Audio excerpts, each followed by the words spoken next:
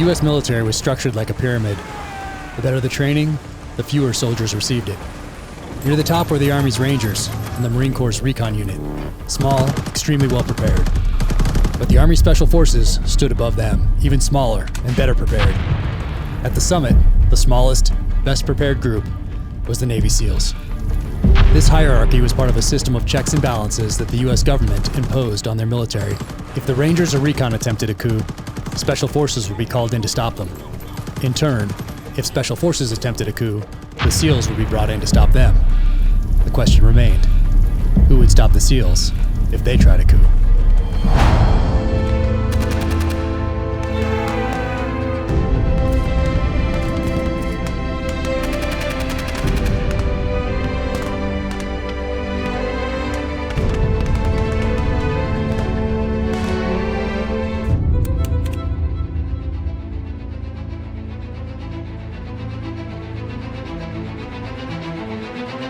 David, thank you so much for doing this. It's always such an honor to talk to you.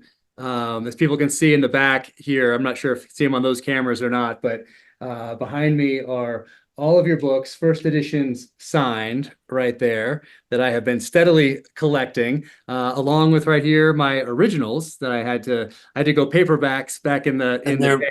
They're very tattered too. They've seen some miles right there. And those ones are not always out here because this is the podcast studio and the temperature fluctuates. And as you know, but for those watching or listening, books don't do well when there are differences in humidity or temperature fluctuations. You want to keep them at a steady temperature. So those special ones, the first edition signed, will go back up to my library that's temperature controlled after the podcast here. But I do have multiples actually of first edition Brotherhood of the Rose, Fraternity of the Stone, and the League of Night and Fog, so they can be close to me here when I do the book club podcast. It's just like a cigar collection. Exactly.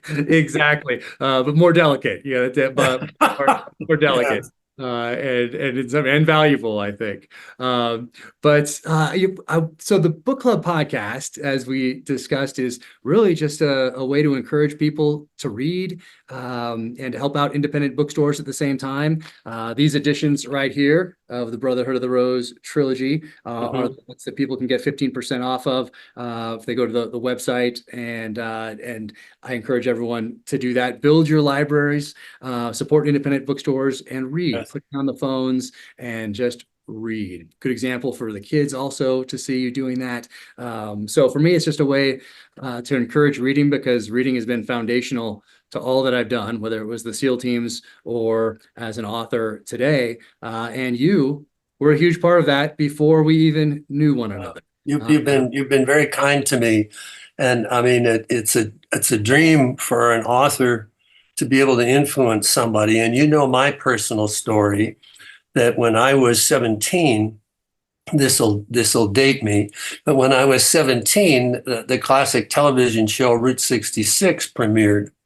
And I had no notion about wanting to be a writer, but that in part the subject appealed to me. It was two young men in a Corvette convertible driving across the United States, and the promos used to say, "In search of America, in search of themselves." And I was 17 and I was heading in that direction. And the scripts, it turned out, were all written, not all, 2/3 of them in 4 years were written by a man named, very distinctive name, Sterling Silliphant. And Sterling eventually received an Oscar for adapting John Ball's novel In the Heat of the Night for movies with Rod Steiger and Sidney Poitier. And he did some other things, but the television stuff would grab me. And I never got over Route 66 and how it spoke to me. And eventually, so there's a parallel here. Eventually, Sterling and I became good friends. And I was able to tell him.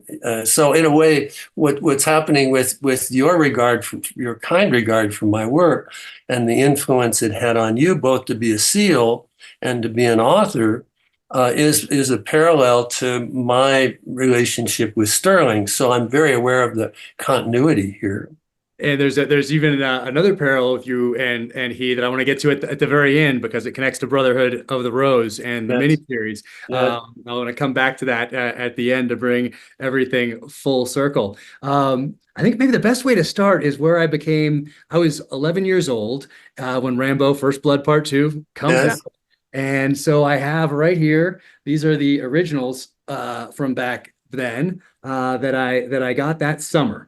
And I read in one day, I read this one right here with this cover. And interesting that there were two, that there was a white one and a black one. Did these come out at the same time? One is American and one is British, I think. Oh, okay. I'm because I don't think there was ever a second American cover for Rambo First Blood Part 2.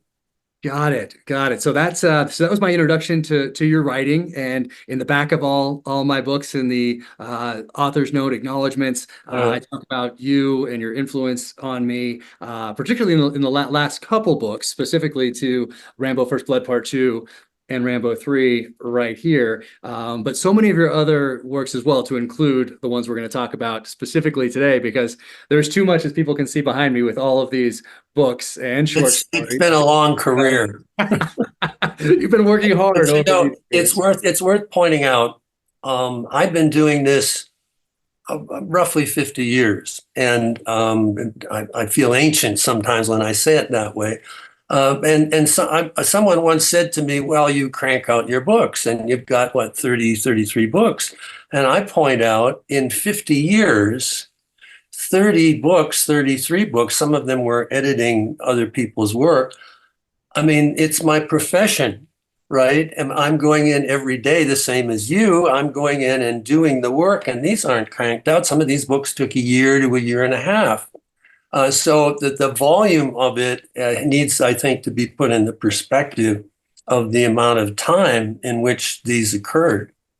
Yeah, no, that's something I think about quite a bit as well, because back when I started reading you, about fifth grade is when I started making that transition from young adult fiction into the same kind of books that my parents were reading, certainly by sixth grade. By the time I discover you, now I'm reading all of these types of books, the same types that I write today.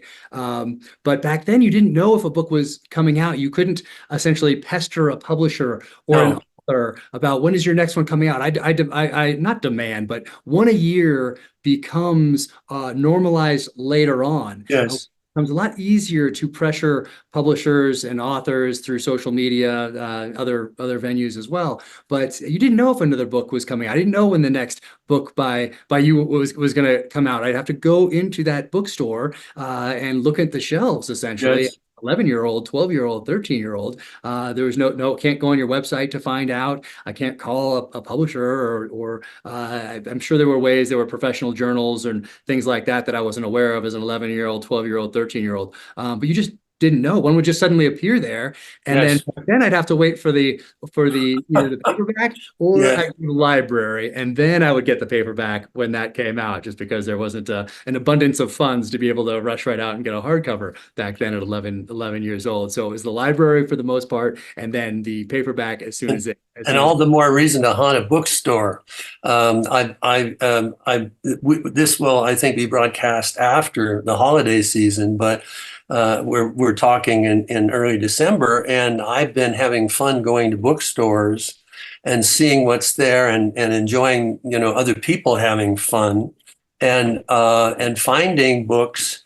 I mean, if you buy online, the choices offered to you, as you know, are algorithm selected, so that they're basing upon some history that you might have with an online server to tell you what else you want to see. This is a version of artificial intelligence to take everything that exists and try to make something new, but it's not going to happen. And so what you get in a bookstore is things that you never imagined existed. And I've just been having a great buying things for other people. And also my wife and I have a tradition of buying gifts and books and hiding them and then, giving it at the holidays. I love that. And I have such great memories of bookstores as a child. My mother was a librarian, still is. And so I grew up surrounded by books, a love of reading. Like I said, it's been foundational to all that I've done in life, which is another reason for doing this book club podcast and having a book club section of my website and Instagram, is because it's been so important to me. I want to try to share that with others. Well, we have at home, when we were raising our children, we had a saying that all day long we put words out of our head. Sometime during the day, usually at night, we have to put words back in. And how else are you going to have new ideas? How else are you going to have a new look at things unless you're reading the considered thoughts? I mean, not that if we read novels, we're not reading them necessarily for thoughts, but thoughts are embedded in them always, and they will influence us subconsciously. And so I can't imagine getting through days without reading, because isn't our goal to make ourselves fuller? And that's what reading does. And it's certainly some movies can do that and some television, but rarely. Most of the time they're a blank slate. And when we're all done, it didn't make a difference. Rarely they will influence us, but books have a much greater capacity.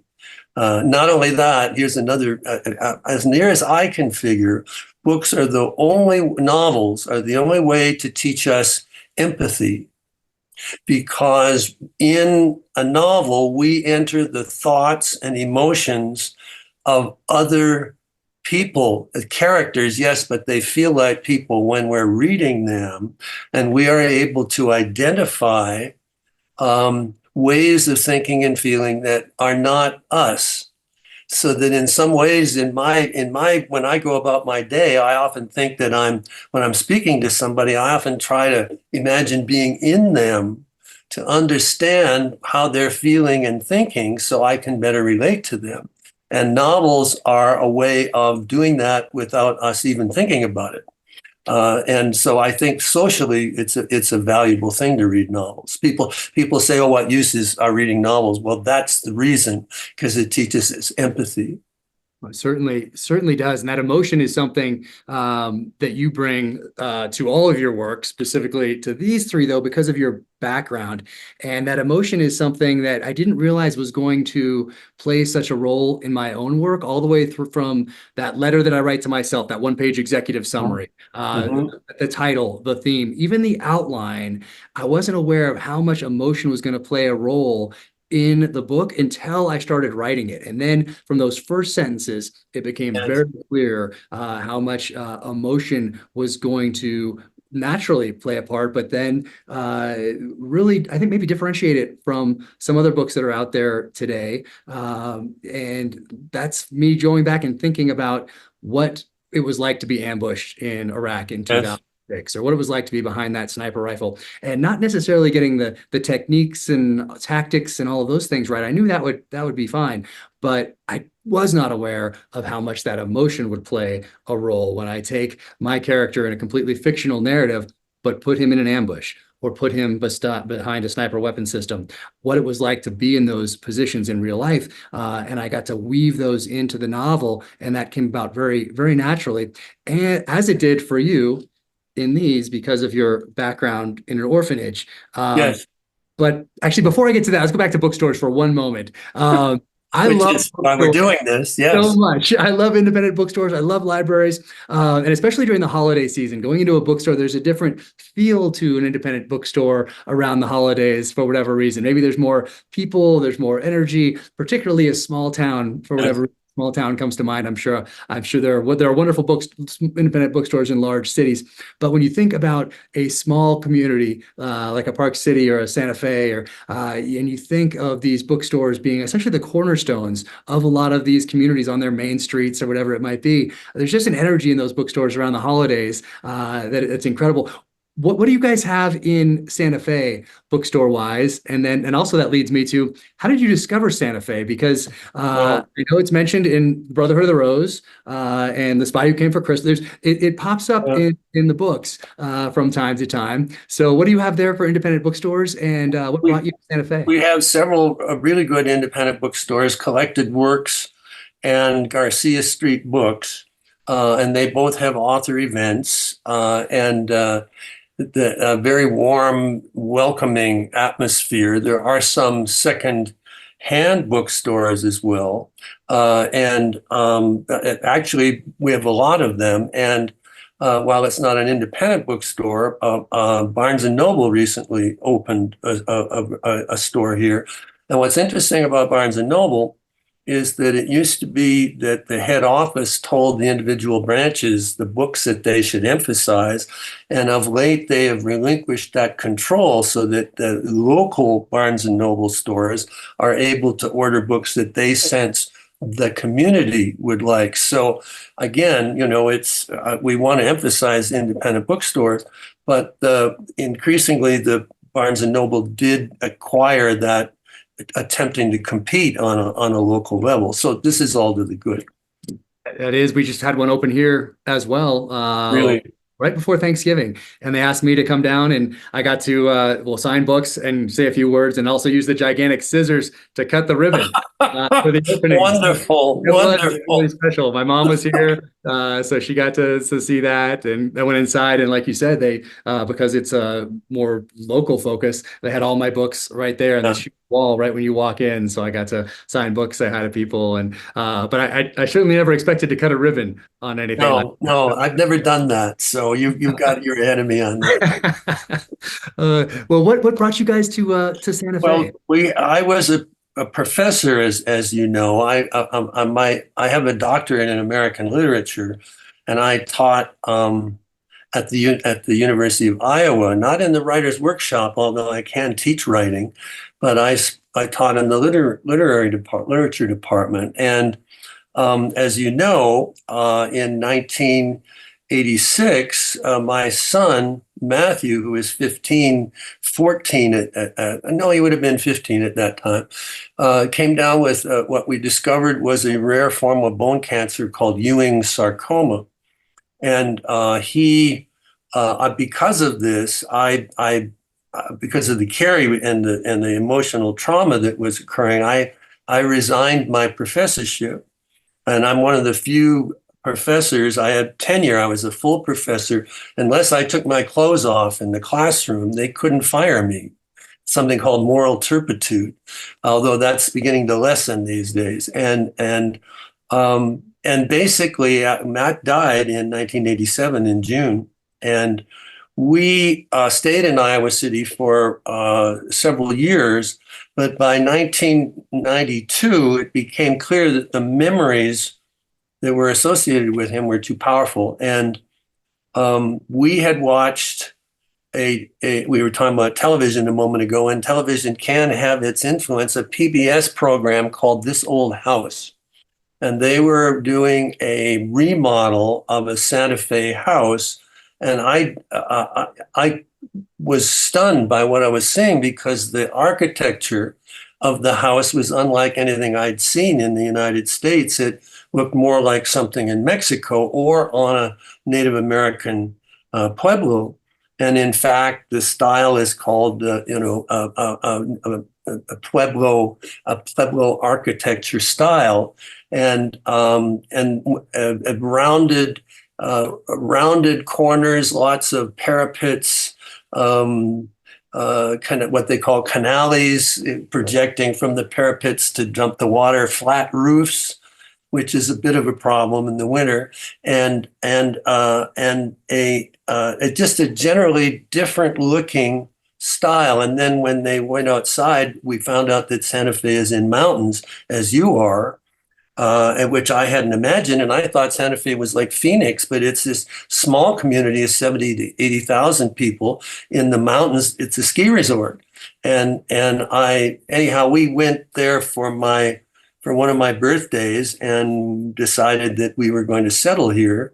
And we've been here now 32 years. And we loved Iowa City. We loved all the places we used to live, but sometimes, my wife called it beginning Act 3. And this is how we felt about it. And we were talking about Sterling Silliphant a moment ago. And I'd mentioned to Sterling that I had moved here And he with his production company, they filmed 4 episodes of Route 66 in New Mexico, 3 of them in the Santa Fe area. And he remembered vividly all those years earlier, and he said it's a special place. There's a reason why they call it the land of enchantment. So anyhow, that's how I came to be here. And then of course you respond to your environment, because you've written about your area, and so inevitably you do. And I've written several books that are set here. Yeah. The Smile Came for Christmas, Extreme Denial. You know them. Oh yes.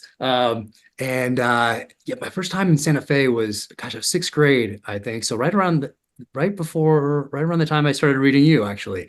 I had passed there on the way to Taos, New Mexico to ski. Yes. Well, Taos is a world class. We're not world class, but it's nonetheless pretty good. Yeah, that's a hell of a ski slope up there. Yeah, I remember it being so beautiful.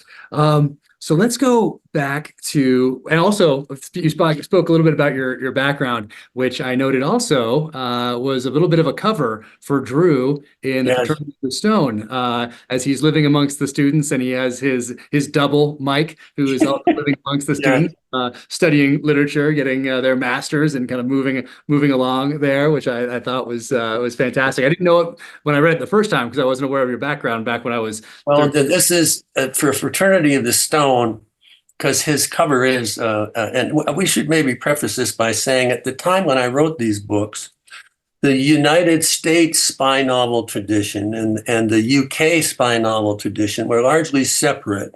The US spy novel tended to have lots of excitement, lots of, exciting scenes, but not so good spycraft, that in some ways it was laughable at times. And I don't mean to denigrate Robert Ludlum, but he was a great example of the excitement, the trench coat down the alley running kind of style, but he didn't have much to do with how spies actually operated. And whereas in the UK tradition, typified by John le Carré, we have, and he was in the business, we have absolutely authentic spycraft, but very little action. It was mostly guys in dark rooms plotting. And my agent at the time, Henry Morrison, represented Robert Ludlum. And he used to give me books by Ludlum, and at the same time, you try to be aware. At the same time, John le Carré's Tinker, Tinker, Soldier, Spy, the great Smiley story, was a PBS miniseries.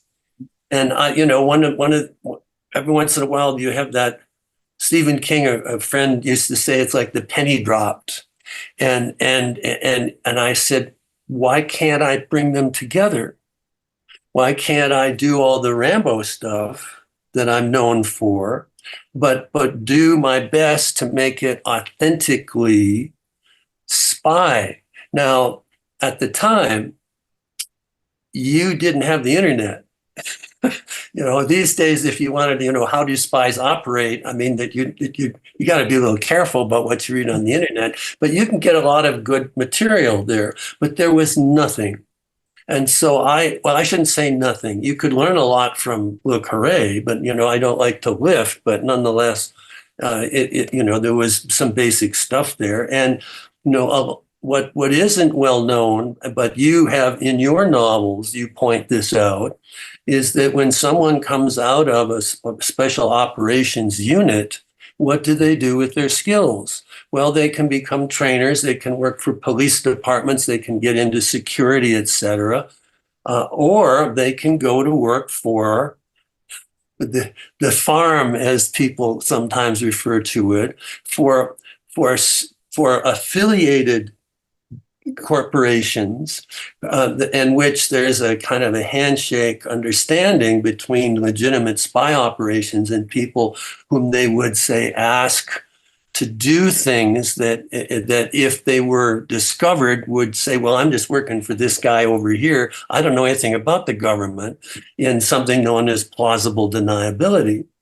And many of the Rambo fans who'd been in special forces and similar elite units went that direction and had a lot of espionage training and were involved in off the books activities, which they wouldn't tell me about.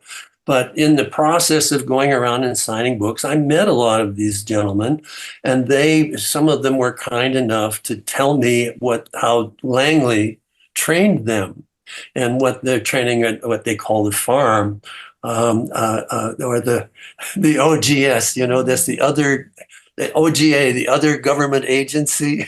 That's it. OGA, yeah. I don't know why you just don't say CIA. You just have to laugh. So I had a lot of unofficial training, and nobody ever told me anything that was confidential, but they did tell me about dead drops, and they told me about brush contacts, and they told me about what their training was like. And then they guided me towards some books that were in fact available. And one of them was called A Wilderness of Mirrors, by a man named James Jesus Angleton, who had been, not by, but featuring, and James Jesus Angleton, who had been the chief of counterespionage, that is, looking for spies within the CIA. And what was interesting in the story, as I read this and as people sort of taught me, was that there was a known leak in the CIA, and operations were being blown, and nobody could figure out how it was happening. And they began looking higher and higher, and Angleton himself came under suspicion that the only person who could be blowing their cover was a guy who knew it all. And Angleton had known the Cambridge British traders, Philby, etc. He had worked with them. So was there a contamination? And I thought, this is very exciting. That I could use authentic spy history and put it in the Brotherhood of the Rose. And Angleton was a orchid grower. Well, spies don't grow orchids, they grow roses, because the rose is the emblem of the spy profession, the famous expression sub rosa, that you swear yourself to secrecy sub rosa, under the rose. So I just loved, but it was like when this came together, and then there was this extra thing that you alluded to, which was the orphanage material. I had briefly a researcher working for me on the book, very briefly, because he had been in an orphanage in Philadelphia, which at that time was a male version of a military it wasn't exactly a military orphanage, but it might as well have been. And the mathematics they learned was all about trajectories and things to do with battlefield stuff. The history they learned was military history as seen through a military perspective. The novels they read were military novels, War and Peace, that kind of thing. And they, in effect, were programmed so that in one case, at the graduation of grade 12 at this orphanage, the various branches of the military actually came as if they were in IBM and recruited for the various branches, and a significant percentage of those young men died in the Tet Offensive in 1968 in Vietnam. And I got to thinking, and so this man, he was my researcher for the orphanage, and what appealed to me though is I had been in an orphanage. My father was a British airman who died during D-Day, during the D-Day attacks, and I never knew him, and I had this haunting sense of something that wasn't filled within me. And my mother, for a time, had, because she couldn't support herself and me while taking care of me, she was a master dressmaker, so she put me in an orphanage for a time, which I never got over. That feeling of being abandoned, and you must learn to look out for yourself.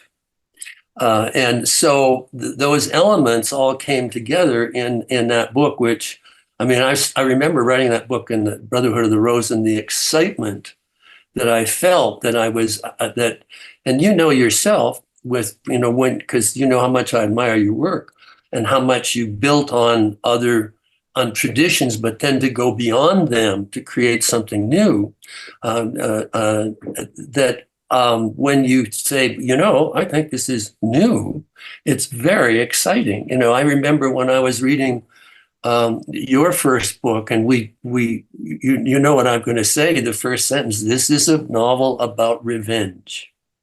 And I thought, yep, that's all I need. I know I'm home. So that was the excitement that I had in putting all those materials together. That must have been incredible to have that feeling back then, especially weaving all those emotions in. Did you realize, I guess, at what point, and I don't know if we're going to get, we haven't even got to my first question yet. Well, my problem is I talk too much. No, not at all. It might have been too ambitious to go with all three of these novels.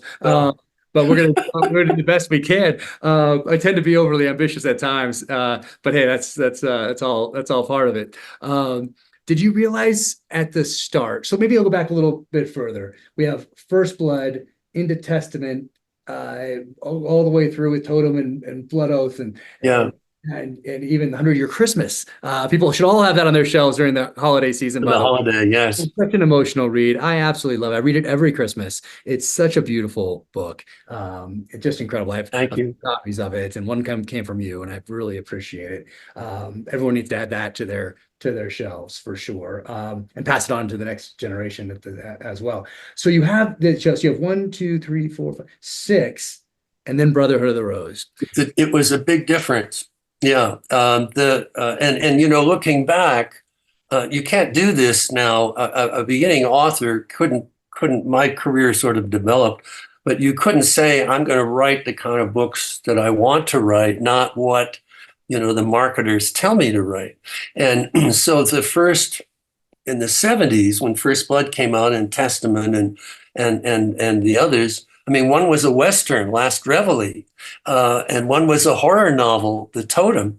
And I was just having fun going through the genres with the same, explorative attitude toward action and suspense. I mean, and so that was in the 70s. And then this thing happened with Brotherhood of the Rose. It was like a sea change in me.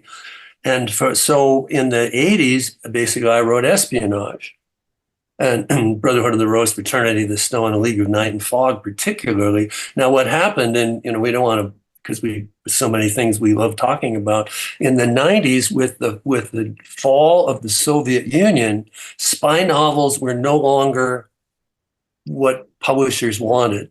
Mm-hmm. So I might have continued writing. I did have plans for a fourth Brotherhood book, but then my son, God bless him, died, and I wasn't quite what I did in the early 90s was write some protective agent novels. And then, but when the Soviet Union fell, and I did a lot of different kinds of sort of Hitchcockian thrillers, and then we don't want to go through the greatest hits, but each decade had a different feel to it. And but I remember when I was at a conference, and an editor said to me, "What are you working on?" And I said, I don't know. It's like I've not seen anything like this before. It's a spy novel, but it's U.S. and U.K. traditions together. It's a powerful story about fathers and sons, because as you know, what we have is the foster father, whom I called Elliot, and the two orphans, and him going to them in the orphanage and saying, "I can't be your father. I can't be with you all the time, but I will come as often as I can, and I'd like you to think of me as your father. And by the way, would you like martial arts training?" And he trains them to be his own personal operatives. And I thought this was fascinating, because it's the stepfather and the sons, but in what happens with stepfathers, we know in fairy tales, they tend to be bad. And so in all three of these books, the stepfather is in fact using the children grown into adults rather than being the caring for person that he pretends to be. And that was the story of my life. My mother remarried, and the stepfather he didn't like kids. And I don't think I had, if I had 50 sentences with him in my entire living with him, that was an enormous amount, which is why Sterling Silliphant and other people like him became so important. They became my fathers. So that theme, that what you were talking about, that very emotional theme, that we want in our books, we want readers to feel, and that became. I just remember so packing all this emotion in the betrayed father and that furious would-be son, in against all these real life version of these fictional versions of real life spy drama. Oh yes, and it is so emotional to go back and read it, knowing more of your backstory now that we didn't really know back in You the couldn't. book came out. You just wouldn't, unless you went to a book signing and you were physically there and talked about it, or happened to catch a 5 to 10 minute interview somewhere as a book came and you talked about it. But as an 11-year-old, 12-year-old, 13-year-old, you weren't going to have those opportunities for the most part. Tell me about Chris and Saul. Why one Catholic and one Jewish? Where did that come from? Well, I didn't want them to be true brothers. I wanted them to be in from different traditions, and the religion in all three books, this and Fraternity of the Stone and League of Night and Fall, religion. It's amazing how many people have died for God.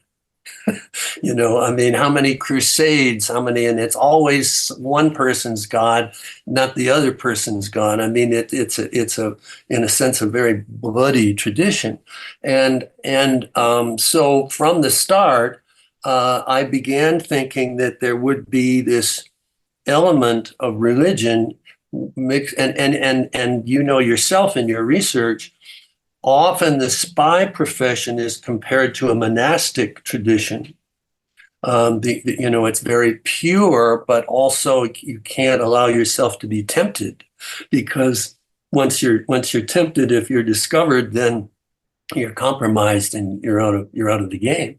So the monastic tradition was really important. So it just seemed to me a good contrast to have the Catholic and I was raised Catholic, and there's nothing like Catholic guilt. People talk about Jewish guilt, but I'm sorry, Catholic guilt has it. I am with you. I went to Catholic school for my first, second, and third grade, and Yes. I still feel that Catholic guilt today, even though it was those 3 years when I was 6, 7, and 8 years old. And actually, we're jumping around a bit, but Fraternity of the Stone, that's how you started right Yes. here, from the U.S. Senate Church Committee report on intelligence. Yes. 1976. In some respects, the intelligence profession resembles monastic life, with the disciplines and personal sacrifices reminiscent of medieval orders. Indeed, and so Chris, there's an interesting story here that I think would be useful for writers. So Chris, with his guilt, because of all the things he's done for the foster father, and the burden of that, but always believing he was right because he'd been asked to do it, he has a suicidal impulse, and he has this fantasy that he would go into the jungle, he would dig a pit, he would put a trapdoor over it, and that he would start, this is sick as can be, but it works in the story, he would starve himself until at the last moment, as he figured he was becoming unconscious, he would move the barriers so that the pit would become sealed. And so in the story, this is giving something away, but it's instructive. One of the characters dies. The story demands that one brother, foster brother, pseudo brother, die in order for the other to rage to get even with the stepfather. So who was going to die? Well, in the first draft, it was Saul who died. But Saul didn't have any of these problems, so Saul is gone, and now here's Chris, and I couldn't move the story forward. because and it's funny, I once said this to somebody who turned out to be a clinical psychiatrist and moved away thinking I was insane. It's on the airplane, right? This is on the airplane? Yeah. She says, what's it like to be an author? I mean, I learned never to say I'm an author. I'm always a retired literature professor. And I said, well, it's interesting because sometimes the characters talk to you. And I gave this example and she said, you hear voices? And that was, she's leaning over this way in the seat, So anyway, it was in my imagination. There was this hand going like this. This is sick, right? The hand going, he says, you killed the wrong guy. You killed the wrong guy. And I thought, of course, it's funny how portions of our brain talk back and forth. And so I went back and rewrote the section where it was Chris who died, but Saul has survived, and Saul's a tough guy. And and now the whole thing was in place. So it's funny how these things, you have to listen. Sometimes with writer's block, it's because we're not being honest with the story. Interesting. I do have you're anticipating my questions in advance. Oh, well, see, we're moving along then. I have some specific ones about that actually. But going back to fathers and sons, it's not just a theme in these three novels, but going all the way back to First Blood. Yeah. Did you realize it in First Blood where that came from, or was that only retrospectively? It was retrospectively, but I had a teacher, Philip Klass at Penn State, whose pen name was William Tenn. A noted science fiction writer, but I don't write science. I did a few, but it's not my genre, but he was writing his writing. And he had a theory that we're all controlled by a dominant emotion, but that we don't always want to admit what the dominant emotion is. And that he called it like a ferret diving around inside of us. But if we could try to identify that, and it would be very difficult, that would be the subject of our books. And I it took me a long time to understand that. But in the early books, we have Teasel and Rambo. And now in the movie, Brian Dennehy, a fine actor. Sly is a wonderful actor. But they're basically the same age.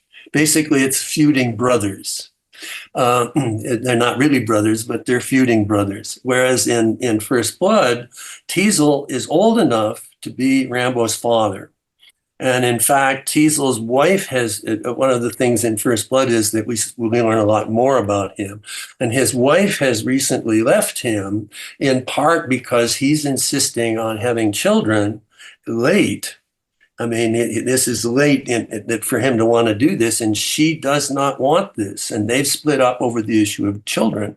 So, in a way, Rambo is Teasel's worst nightmare because this is the kid he might have had, right? And oh boy, this is not an obedient son. And then in Last Reveille, my Western, which is about Pancho Villa's raid on Columbus, New Mexico in 1916, and the U.S. military's invasion of Mexico, it's hard to believe, to get Villa, which they never did. But there I have a cavalry scout whose name is Miles Callender at A Time and Space. Great name. It is a good, my grandfather's name was Miles. And he's old enough to have been a kid in the Civil War, to have been a scout in what were called the Indian Wars, to have been in Cuba, to have been in the Philippines, and now he's in Mexico after the last. And shortly, the United States is going to enter World War I. In fact, that was part of the reason they invaded Mexico, to train. And so what we have is the older man and that young man, in this case, he wants to learn from the older man. But once again, the relationship can't sustain itself. And that went on through the 3 Brotherhood of the Rose books as well, that theme. And then my son died. So now, instead of being the son in search of the father figure, I became the father in search of a son figure. And so the later books all feature that reverse emotion and looking for somebody to pass it on, to teach. And then that doesn't always end well either. But so, the thing became reversed. Yeah. A few years ago, I remember Quentin Tarantino talked about if he did a remake, he'd like to remake First Blood if he did remakes, and do it closer to the book. He's very, very kind. I'm a great admirer of him, especially Pulp Fiction, of course, and Once Upon a Time in Hollywood. I bet I saw that in the theater 12 times. It really, really spoke to me. And he was very kind in interviews. He said this isn't going to happen, but if he was fantasizing, if he was doing remakes, it would be First Blood. And he knew the novel. He knew my novel. He talked about me. He talked about the dialogue. And I wish I've never had a chance to meet him, but it would be wonderful to say, hey, thank you, because you're the guy. So if you like this First Blood, hooray, thank you. Yeah, it'd be interesting to see a remake more true to the novel with those themes. Well, the film is good. I mean, I have no complaints about the novel. It reinterpreted the story. The novel is much more in it, but not to denigrate the movie. It's a very well-made movie. In fact, the producers asked me to do an audio commentary for home video discs, comparing, and this never happens, comparing the novel, my novel, and the movie, and telling some background stories. And no, I love the movie, but it's like a different train track, so it's kind of fun to compare the two. It really is, and it was something that I thought about in the adaptation of The Terminal List, and what we're doing now with True Believer is that this is a different medium through which you're going to tell a story, very collaborative. Yes. Where it's not just the writers in the writer's room, but it's executive producers after those writers move on to other projects. And then it's a whole host of executives that give notes up and down this chain of command. And then things change on set with what the actors bring to the roles and what terrain sometimes can dictate how things are going to change on set and how you're going to film things. So there's so many more things involved rather than just out of the imagination of one person and their past experiences that are coming out through this novel. But I love that audio commentary that you did. And Sylvester Stallone had one also. They did another one, obviously, where he does an audio commentary.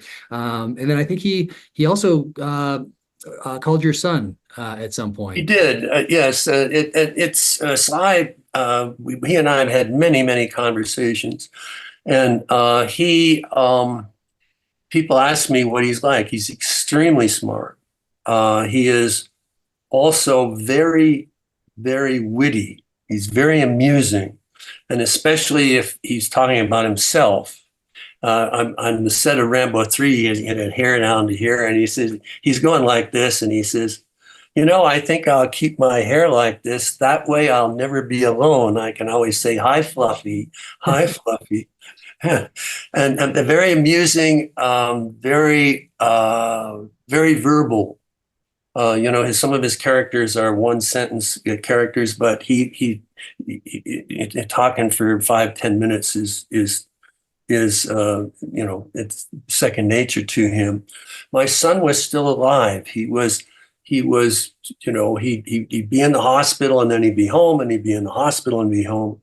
And I was in Los Angeles for some various things, and I had occasion to go to Sly's offices, but he was not there.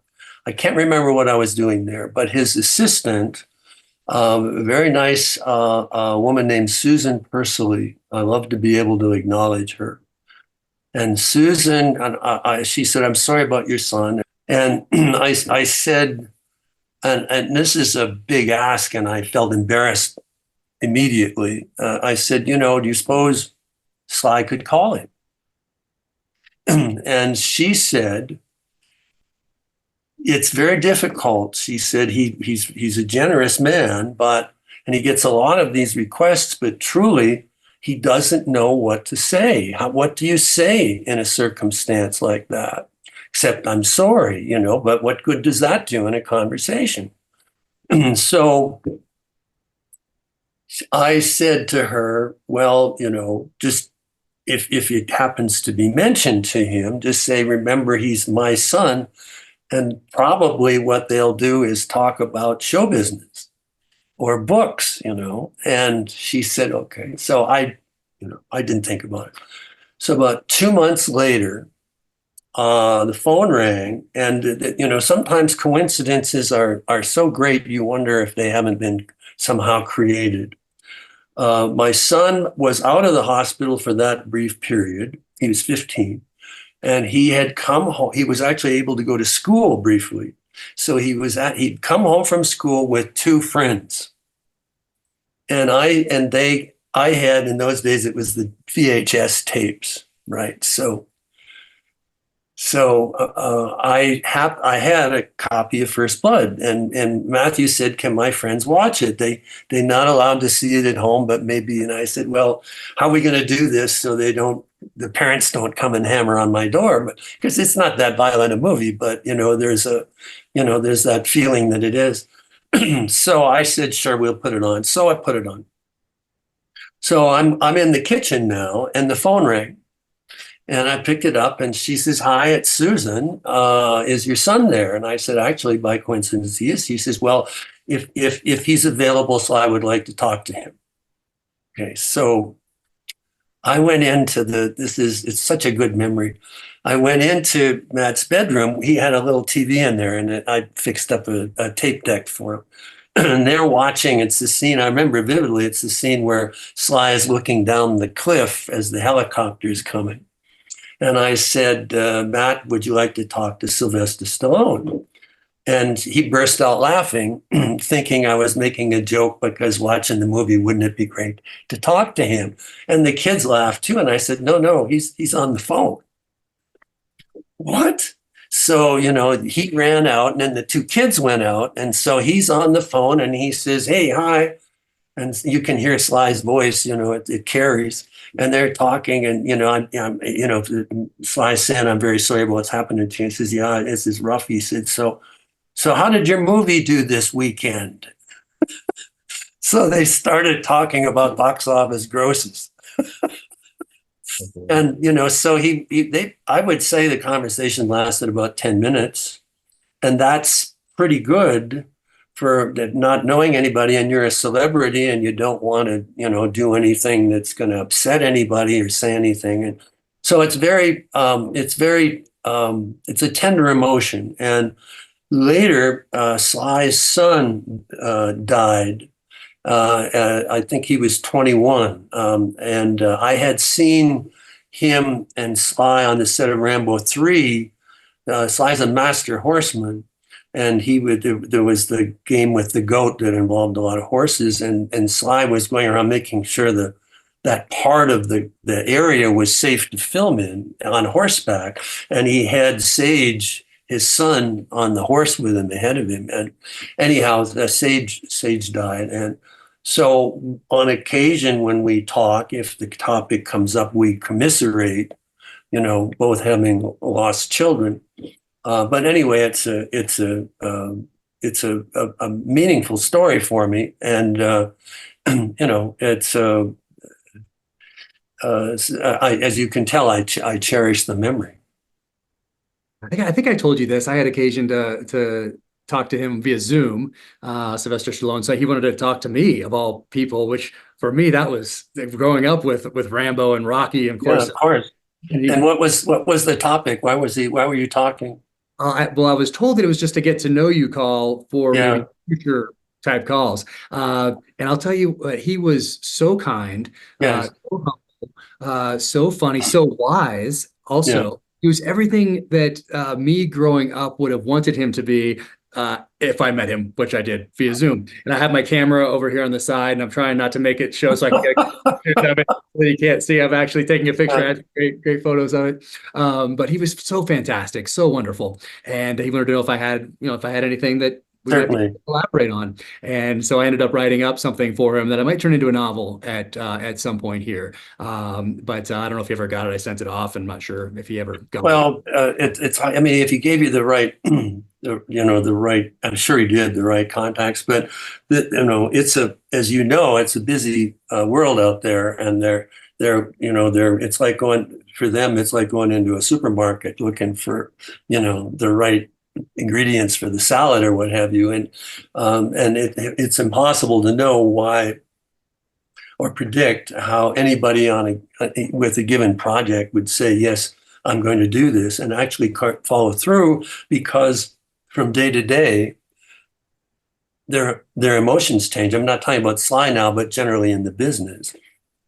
Yeah, that's fascinating. But it did spur me to take an idea that I already had, morph it a little bit for an older character that someone at that age with experience could have had, and then it spurred a bunch of other ideas that as well. So we'll see what happens with it in the future, whether it becomes a screenplay, or if it just becomes something that's on my bedside table, or now on a file on my computer, or if it becomes a novel. Or you say, I can use this in something else. None of it's wasted. Oh, yes. No, exactly. It's all a great exercise and so much fun to think and create. And I don't think I've ever mentioned this to you, that so Brotherhood of the Rose, and actually right before I came out here, I ran upstairs to see if I could find boxes with my high school and my 8th grade yearbook, because in one or both, I have the opening quotes from both of these novels in my yearbooks, and one of them is the John Adams quote from the Brotherhood of the Rose: "Teach them politics and war, so their sons may study medicine and mathematics, in order to give their children a right to study painting, poetry, music, picture." It's a hell of a quote. It really is, and it's of course on the school. It's the motto of the orphanage here that Chris and Saul go to, and then in League of Night and Fog, I did this one as well. This one might be in my high school. I'm not positive. I need to find those yearbooks. New evils require new remedies, new sanctions to defend and vindicate the eternal principles of right and wrong. The Nuremberg trials. That one really, both of these really stuck with me throughout my life. Those quotes. I used this one, actually, the Times of London quote, in my last novel to set apart up. Cool. That book. It might be worth mentioning that those editions that you're holding up, the 3 paperbacks, they each have an afterword that I wrote. They're recent editions, and I tell the stories, some of what we're talking about in greater length, about how these books came about, and why they exist, and the way they changed the genre by combining those, and religion as well as authentic spycraft and action. Oh yes. And I love trades. I just think they're a great size, great feel. The covers of these ones are all fantastic. Yes. They need to add these to their library, and what you write in those new afterwards add so much context. They're just beautifully done. Did you know? So by the time there's almost a decade between First Blood and the Brotherhood of the Rose. By the time you start writing the Brotherhood of the Rose, are you at this point acutely aware of your background and how much that's going to influence the themes of Brotherhood of the Rose? Did you know that Elliot at that point was your stepfather, or was that? I think I was certainly I was identifying with the orphanage aspect, and because I did it again, and as I mentioned, one of the not quite brothers dies in the progress of the book. I hate to do it this way, but I don't know how else to talk about it. And it's okay, because we're promoting it ahead of time. So the idea is that people read the book and then they listen to the podcast afterwards. So there we go. Well, if Fraternity of the Stone, I loved the world of Brotherhood of the Rose so much. That unique, at the time unique. It's now been influenced so much in later books that people take it for granted.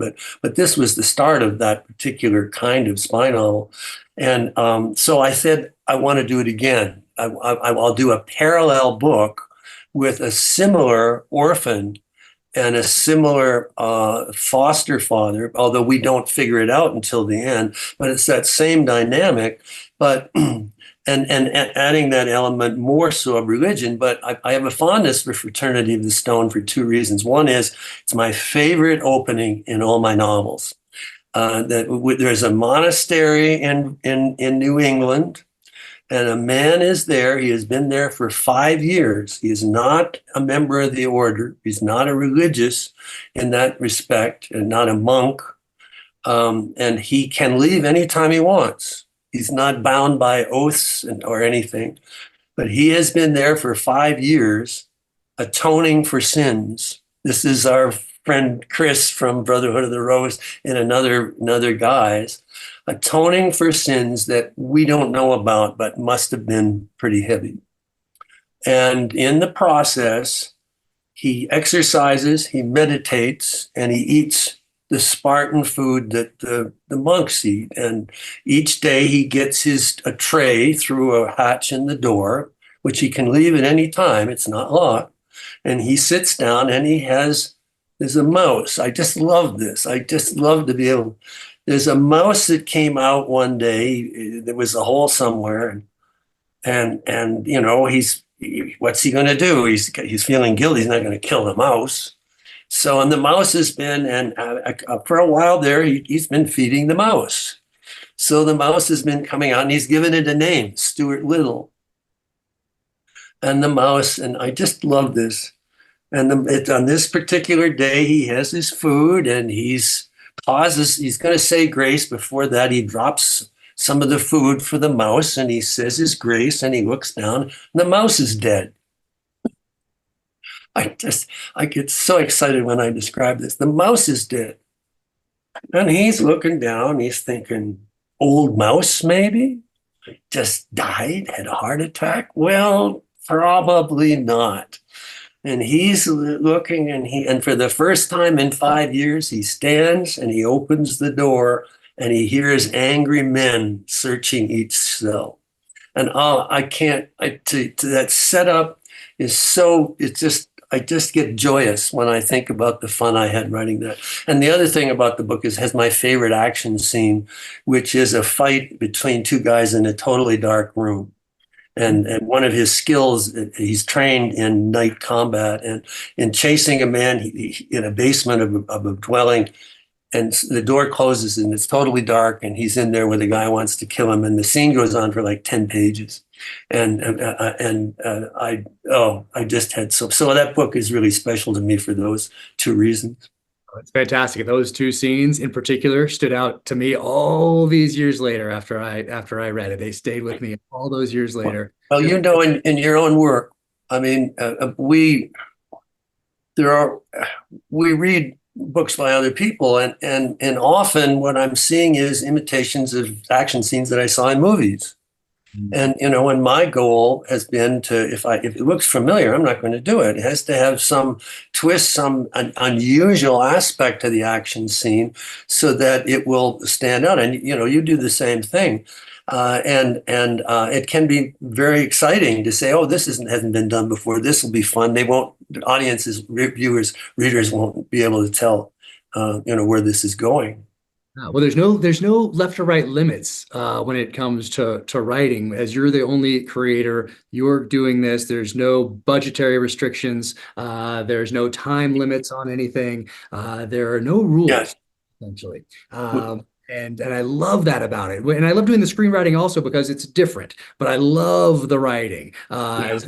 When it's just me, and it succeeds or it fails based off just me. There's no one to blame. But there's so many other factors in screenwriting. I like it, but I like how maybe they complement. But I love not having any sort of rules or restrictions and being able to do anything on the page. And you don't see that very often these days, I would say. I think that's generally speaking, of course, in that a lot of, and I don't read a lot of contemporary fiction these days. I'll do a quick read for a blurb type of a thing. But I'm not in the pages. I'm not just in those pages like I was reading your books as I grew up, when there were no other distractions, no one calling, no one texting, no emails, no mortgage, no car payments, no like a practice school, none of those other responsibilities. I was just in those pages for the magic of those pages. But when I do see or I do note, and I don't know if this is once again, this is just my experience, is that I do notice that action sequences in some contemporary thrillers are things that I've seen in movies. And I think that's limiting. I think that's very limiting. And I think they're trying to sell the books to the movies, so they're imitating what's in the movies. I don't know. And as you know, I have this thing about, I mean, if you're going to write action, at least try to find new ways to do it so that, you know, you can almost predict. My favorite horrible is a shot rang out. I mean, it drives me crazy because shots do not ring out to start with. They're not a bell. And it's been used so often. And I was reading a book recently. I can't tell you the number of times vehicles screeched to a halt or bullets sizzled through the air, right? Have you ever heard a bullet sizzle? I do not think so. And so there does seem, but I think a lot of it has to do with what the market agents and editors think people want, as opposed to what they think would be good for the industry. And so, you know, it's easy to say, well, it could have been better, but maybe that was the mandate. I have no idea. Very interesting. And I feel so lucky that I'm with at Simon & Schuster with Emily Bessler. Yes.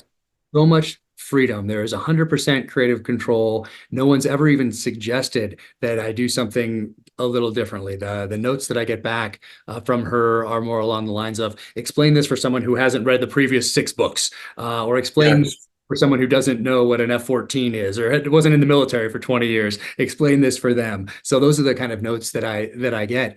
So I feel so fortunate. And I didn't know this going in. I thought maybe it's my first time I'm giving this book to Emily Bessler at Simon & Schuster. Maybe they're going to come back and say, change all of this. Yeah.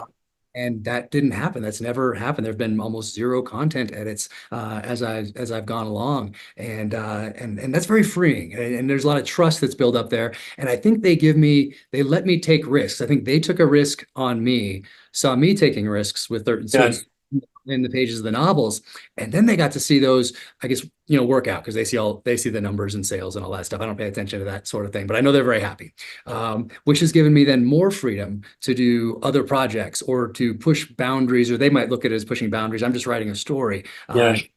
Characters and honor the story, and thereby honor the reader who's spending time with me that they're never going to get back, because I'm not thinking of, oh, what does this audience want, or is this going to turn someone off, or is it? I don't think of any of those things at all. I only think of the story, and in that way, I'm honoring that reader, or today that listener that is spending time with me. And so there's a lot of trust that's built up between me and Simon & Schuster and my editor, Emily Bessler, and I feel so fortunate that that's the And what we want is readers.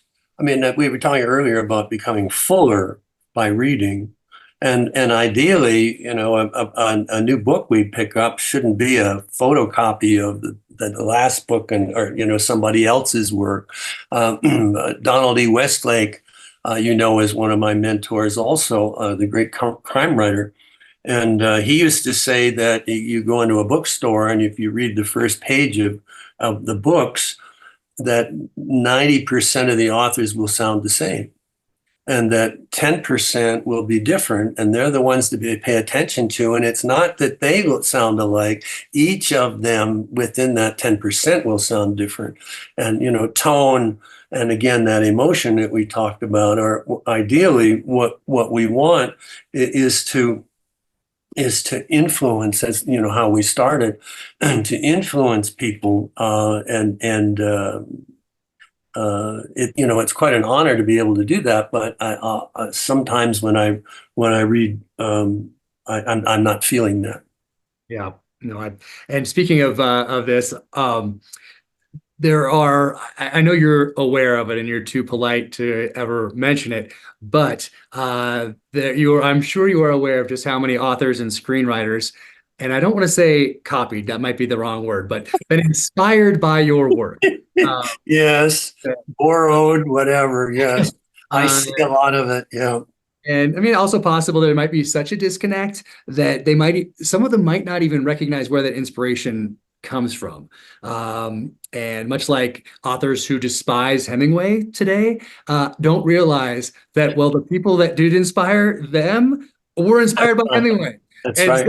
But they have this disconnect. They don't see it. I don't know if their aperture isn't wide enough to see it, or they refuse to see it. But people that attack him today are in fact influenced by Hemingway. And they don't even know it, or they don't acknowledge it because of their mentors and who their mentors or influence. But so it's something. I mean, it's obviously true with Brotherhood of the Rose. I could cite examples, but maybe I won't. People, if they read the book, will know. I'm not suggesting there was anything untoward, but if you look at the James Bond movie, Skyfall, where we learn that Bond was an orphan and that all of the trauma happened from the orphanage on. I mean, or there's a movie called The Accountant. I think it's a Ben Affleck movie, in which the evil stepfather, it taught the young man, and the accountant it's a metaphor for crooked, in the crime business. I see it a lot, and by now, I mean, it's a miracle. Brotherhood of the Rose and the others are still in print after 80. This is what, 40 years, and so things get in the way, and after a while, you don't know where the wave came from. That's why it's so important to understand, as you talk about, knowing the history of your genre. And for me, that came about naturally just because I was a reader. I didn't wake up at age 40 and think, what should I have been reading for the last 30 years? I'd already done that reading without outside distractions, without kind of a Machiavellian reason for wanting to read. No, it was just for the magic in those pages. But by doing that, I had this history built up over time because I read contemporary thrillers, of which these three were contemporary thrillers in their day. Mm-hmm. Was also reading the Jean Le Carrés and the Ken Follett's Eye of the Needle, and the Ludlums, which were at the time when I was reading them anyway, they were the ones that had been on my parents' shelves for 10 years. So they were taking me back a little bit. And then I could go back to The Most Dangerous Game from 1924 and Richard Connell, and go to Rogue Mail on the eve of World War II, 1939, and all of those along the way that built on one another, and then, as you say, moved that genre forward. And I try to do that in my books, even if it's just by a degree. Just want to even if it's just by a degree, moving that genre slightly forward. That's something that's. Well, let's sound like professors, because this is about reading in bookstores. But T.S. Eliot wrote an essay about this called "Tradition and the Individual Talent," and his thesis was that we need to learn all the good stuff that came before us in order to build it, just exactly what you said, to build on it. And it's not necessarily we're going to have a huge jump forward, but to take that tradition and advance it. So when I hear you talking that way, I was indeed a professor. I know. I was going to ask you a little bit more about that, actually. I mean, and more recently, I'm very curious if, as you said, people that are creating things today that are great commercial successes like John Wick even know that perhaps that it came from the Abelard sanction. Yeah, the John Wick, yes, the safe houses in John Wick look suspiciously like the safe houses in the Abelard sanction in the Brotherhood of the Rose. But as again, the steps that it goes through, and I imagine somebody thought it was original. It's hard to figure, where all this happens. Or I do know of some people who've told me that they just said, well, I think that'd be a good element. And then they just borrowed it, so to speak, from my work, but it's out of my control. Yeah. And there's other ones, there's contemporary thrillers today that are suspiciously similar to some elements of Brotherhood of the Rose as well. And hey, what an honor that is for you to have influenced a generation of authors, some of whom don't even know, much like Hemingway's detractors, who don't even know that he's an actual influence. You worked on the Brotherhood of the Rose for 18 months, I believe. And then when your editor, Richard Merrick, it had a different ending. Tell me a little bit about that. Yeah, so first of all, Richard Merrick, again, these greats that are no longer with us. Richard Merrick was one of the great editors in the 80s. And he, along with my agent, Henry Morrison, discovered Robert Ludlum. Richard Merrick was Robert Ludlum's editor. And for some various reasons, Ludlum had left that publisher and gone somewhere else. And Merrick was looking for somebody else that maybe could do the sort of thing that Ludlam was doing, which I'd never thought about doing.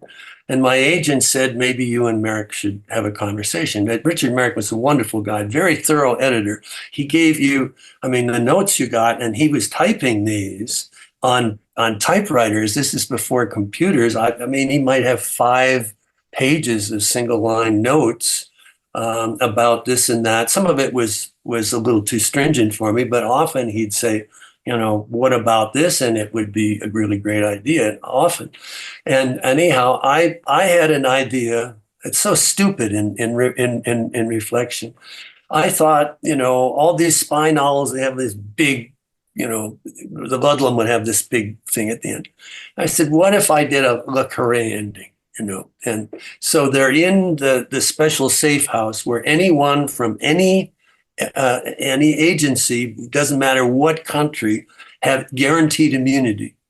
And if any old revenge things come out, if somebody does harm to somebody else, it will need immediate punishment for the transgressor.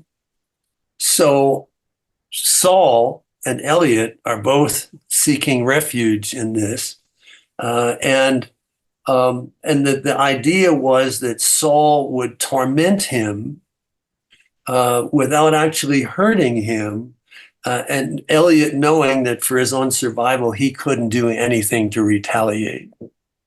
I knew someone who had been in the Jesuits, who'd gotten out of the Jesuits by sitting across from another priest, and when they ate, he mimicked everything he did as he ate. He mirrored everything, and it drove the other guy so crazy. Finally, the order asked him to leave, to ask the transgressor. And I had Saul doing stuff like that, and that was the end. It was like hell, you know, that this would be the rest of their lives. This would be the quiet, long-term revenge. So I sent the book in. And Merrick got in touch with me. I think it was Wednesday before Thanksgiving. I told you this. And he phoned me and he said, you know, we had some of our sales reps came in and they loved the book. And of course, you always wait for the for the other thing. They loved the book, but that ending seems a little quiet to them. And he said, so are you sitting down? I hope you're sitting down. I want you to write a big Rambo style action scene to finish the book. And he said, ideally, I'd like it Monday, but you can't get it to me Monday. But at Federal Express, it just started. And he said, you can get it to me Tuesday morning. Now, it's the Wednesday before Thanksgiving. So I got Thursday, Thanksgiving. I can't remember. I think I just quick and then ran off, quick ingested. So Thursday, Friday, as you know, your family has to really be on board with this. So Thursday, Friday, Saturday, and Sunday, because it's got to be mailed Monday. Not only that, it's got to be copied, because this is the days of carbon paper. So I'd have to run down to there were copiers and have it done. It would, you know, it would have been 50 pages. And oh my God, I worked. And I still remember my wife and I didn't have an ending. I mean, I had helicopters and all, you know, all this stuff you expect. It's a great ending, if I say so. That's enough. But I said, I need something else, you know, because Saul and Erica have gone to Israel and I need some coded there. And my wife and I are in Long John Silver's, all right, the glamour of the author's life. And my wife and I are in Long John Silver's, and I'm saying, she says, well, it's very obvious. And I said, what's that? And she says, they have a child and they name him Chris. So we quick hurried out of Long John Silver's. I got home on Sunday night, and again, these are typewriter, a Selectric, IBM Selectric. God help. It's so wonderful. Those were wonderful typewriters. IBM was so kind to, you could type it if there was a mistake, you could go back and there was an erasable ribbon on it. There was 2 levels of ribbon. So you could type out the mistake, and then go type over it. And boy, that saved a lot of retyping. And, these days, I think that a lot of authors became authors because it isn't hard work compared to what it was. I mean, if you made a mistake in the age of paper, of carbons between pages, you had to retype the whole page. And I mean, and so it became an athletic event to write a book as well as hopefully inspiration.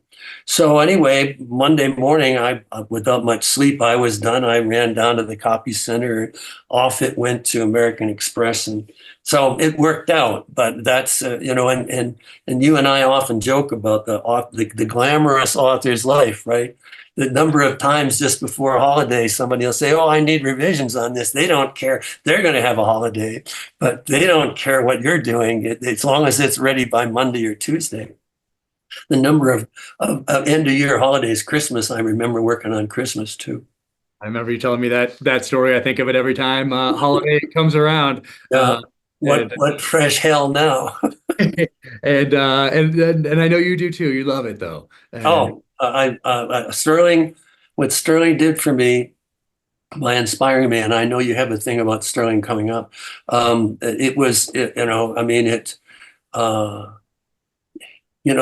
have like 100 pages and more of letters that he and I exchanged, and at the start I was Mr. Morrell, and at the end it was Love Sterling, at the end, and it's sometimes, I mean, it's not a profession, it's a vocation. Wow.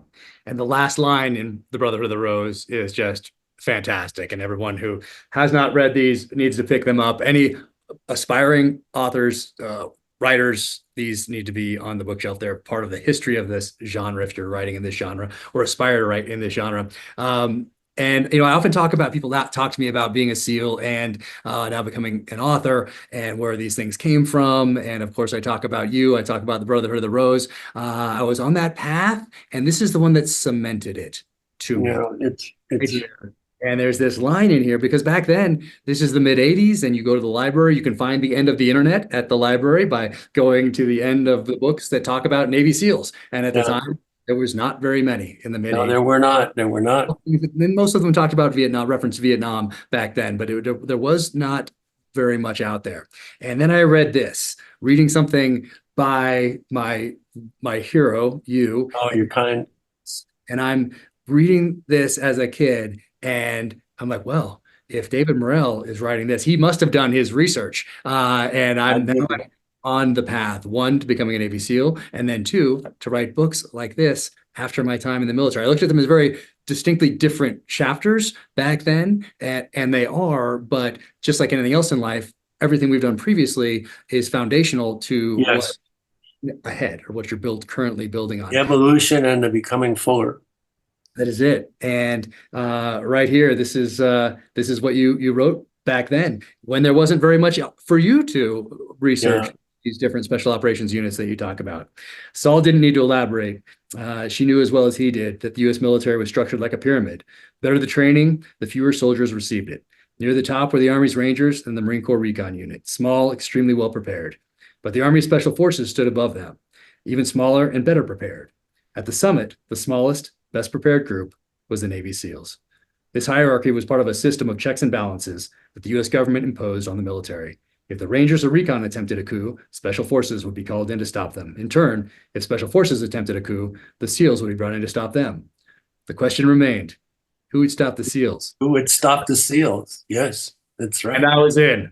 Yeah. It's chilling, actually. You give me a chill as you read that. It's always fun to have words read back. Oh, I mean, it's just fantastic. And I was also surprised, The Brotherhood of the Rose was your first New York Times bestseller? Yes. I assumed that everything was. No. A lot of it, as you know, is whether they'll promote. I mean, the previous books did very well. Brotherhood of the Rose, or First Blood did very well. But there was something about Brotherhood of the Rose, and it debuted at number 3. And Richard Merrick, as you can expect, was overjoyed, and he's another Robert Ludlum. He was happy. But yes, it was my first. And incredible. And he probably said that ending. Fraternity of the Stone. And you talked about this a little bit, but you're often asked which books do you like the best of all these books that you've written? And you say, well, you have four: First Blood, Fireflies about your son, Right. Brotherhood of the Rose, and whatever book you're currently working. Yes. I get the same question. I don't have the breadth of work yet, so my answer is the one that I've just finished. Yeah. It's been that way for every book thus far, and if it ever is not that way, then I probably have some editing. Eventually, some will, for various reasons, because of things that happened in your life or what have you. And now I add a fourth book, Murder as a Fine Art, which is my my Victorian mystery thriller, highly researched. And one of the reasons for it is that De Quincey is the main character is a real person who was known as the opium eater, a brilliant man who was 69 in 1854 when the story occurs. And he had a daughter. His family was widely placed, and his daughter, 21 years old, in effect was comparable to his granddaughter. For another person, it would have been his granddaughter. And I identified with that because of my granddaughter, Natalie. In fact, when I started writing that book, I was 69, and I identified Emily, the real daughter, with Natalie, who died as my son died from a rare form of bone cancer, Ewing sarcoma. She was 14, so it happened twice, and just reinforced that father looking for. Oh, in that case, it was grandfather, as it were, even though he was the real father. So there's a strong emotional core again to those three books. Inspector of the Dead and Ruler of the Night are the others.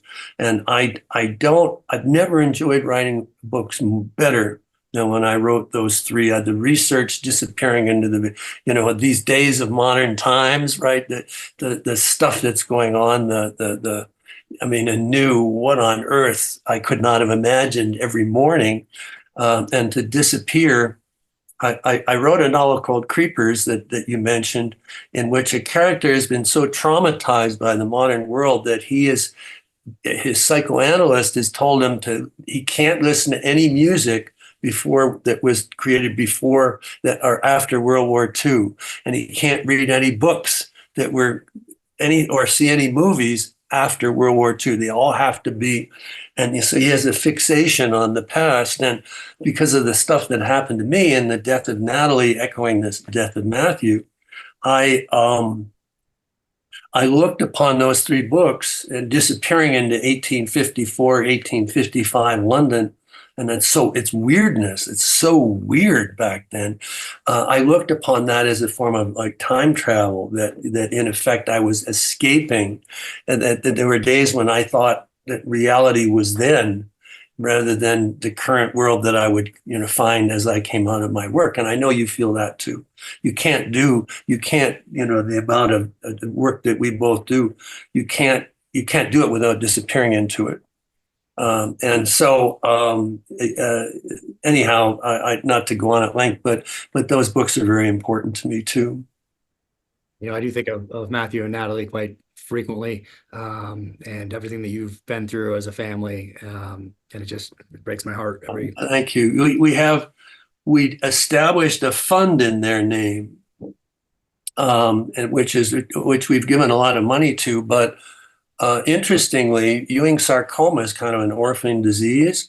So other people who have lost children to the disease, or whose children have managed to get through the crisis, looking for ways to contribute, have found it's the only organization in the country devoted with Ewing sarcoma, and it also helps with other children's tumors.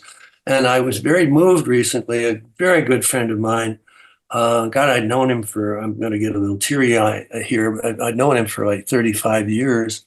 And he died 2 months ago from septic shock from an infection that they couldn't cure. And his family really moved me by saying, "You're part of our family." They said this to my wife and I, and said, so you know, how you have donations for, you know, if someone dies, and they chose the Matt Morrell and Natalie Sanchez Children's Pediatric Cancer Research Fund as the donations in memory of Sam Berger, the good friend who had died. And I mean, what a humbling honor. And so, you know, but out of, you know, he was older than I am, and he, you know, so out of, you know, out of the heart, the emotional hardship that came with his death, some child or children might benefit. So, you know, again, it's that continuing it forward. So it's you know, I don't want to dwell on this, but it's a you know, I think about this a lot.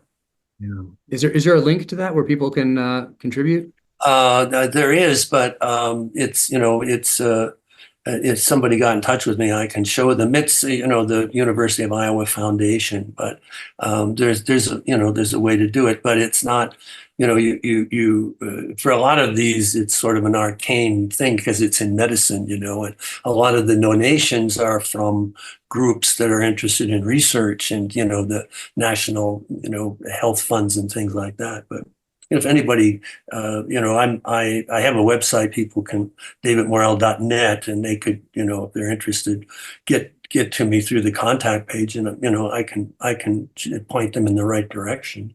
We'll put that in the show notes here for people as well. Okay.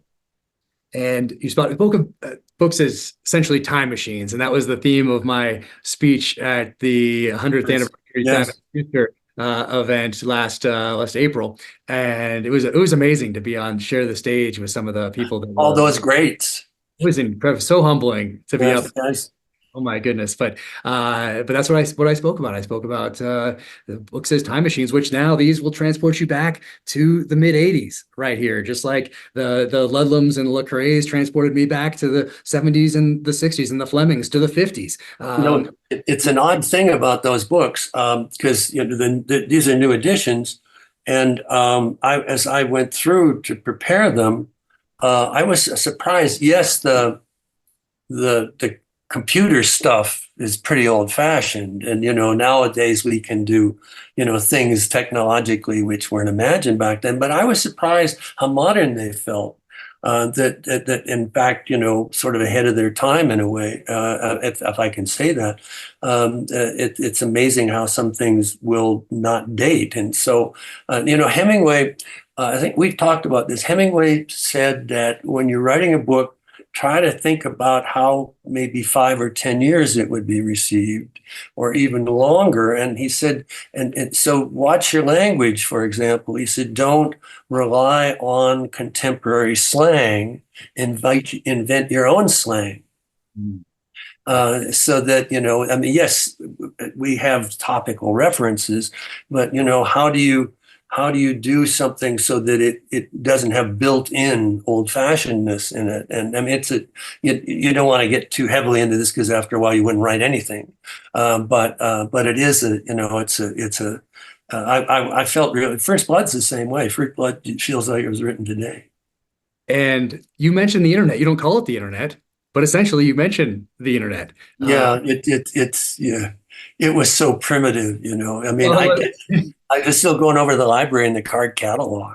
I mean, it's fantastic. And when you read that, you think, oh my God, I mean, this is essentially 15 years before someone calls it. Well, as you know, the government is always way ahead. It has things that we don't know anything about that eventually percolate down and then get into, you know, mass circulation. And a good example would be the space exploration. All those moonshots and all wound up being so valuable in the electronics and things that it was certainly part of the computer world. Sure. Oh, sure. And so Fraternity of the Stone, we get Chris does not make it through the Brotherhood of the Rose, which gives us Drew McClain. Drew McClain. An orphan we get a monastery, and he has to rejoin the world after 6 years of being sequestered in this monastery. And what was interesting about this story, I found out, compared to most of your other ones, where you have a sense of how the book is going to end. You might not know it exactly, but you have a sense of where it's going to end before you begin, but not in the case of the Fraternity of the Stone. You knew he was going to rejoin the world, but that's where the story stopped. And so every morning you would get up and you didn't know where the story was going to take you. What was that like in this? The guy's in the monastery, and after 5 years, he's forced to flee in a pretty good action scene. And so I was thinking, he's been in there for 5 years. He doesn't know who the president is. He doesn't, I mean, there are technological advances. I think automatic transmissions had automatic transmissions in there is a great leap forward. It was fantastic. Where did that happen? Or instant copy? I can't remember that I picked on a whole bunch of things that in 5 years it occurred that, in our, you'd know, I mean, you wouldn't, little by little, it goes through our culture. But if you look at it in 5-year chunks, you say, oh my God, look at the jump. But I didn't, sometimes, I'm sure this is the same with you. Sometimes you know the ending. Sometimes you know the beginning. The middle is always the hard part. I knew the ending of First Blood from the start, that the shotgun shell would arc through the air almost like a satellite. And the last lines would be, and was dead. But in this case, he's out of the monitor. Now what? I just love that opening, as I said. Now what? So it was one of those rare cases where I said, all right, the character will lead me. So what do who is this guy? So, I'm making a decision about what he was, and I'm thinking, all right, tell me what's his background? And it's as if it's a little bit like that, the voice speaking to you, the character actually led me. And it's never happened to me like that before. The story the character led me in ways that are kind of mysterious, and never happened to me again, and I'm not sure that I understood at the time. That I have a phrase: serve the story. Don't get in its way. What does the story want? And often, we want to impose things, and it goes in a way that we know isn't right. And what does the story want? It's so hard to. I tell this story about Harold Robbins at one time. Famous novelist. He wrote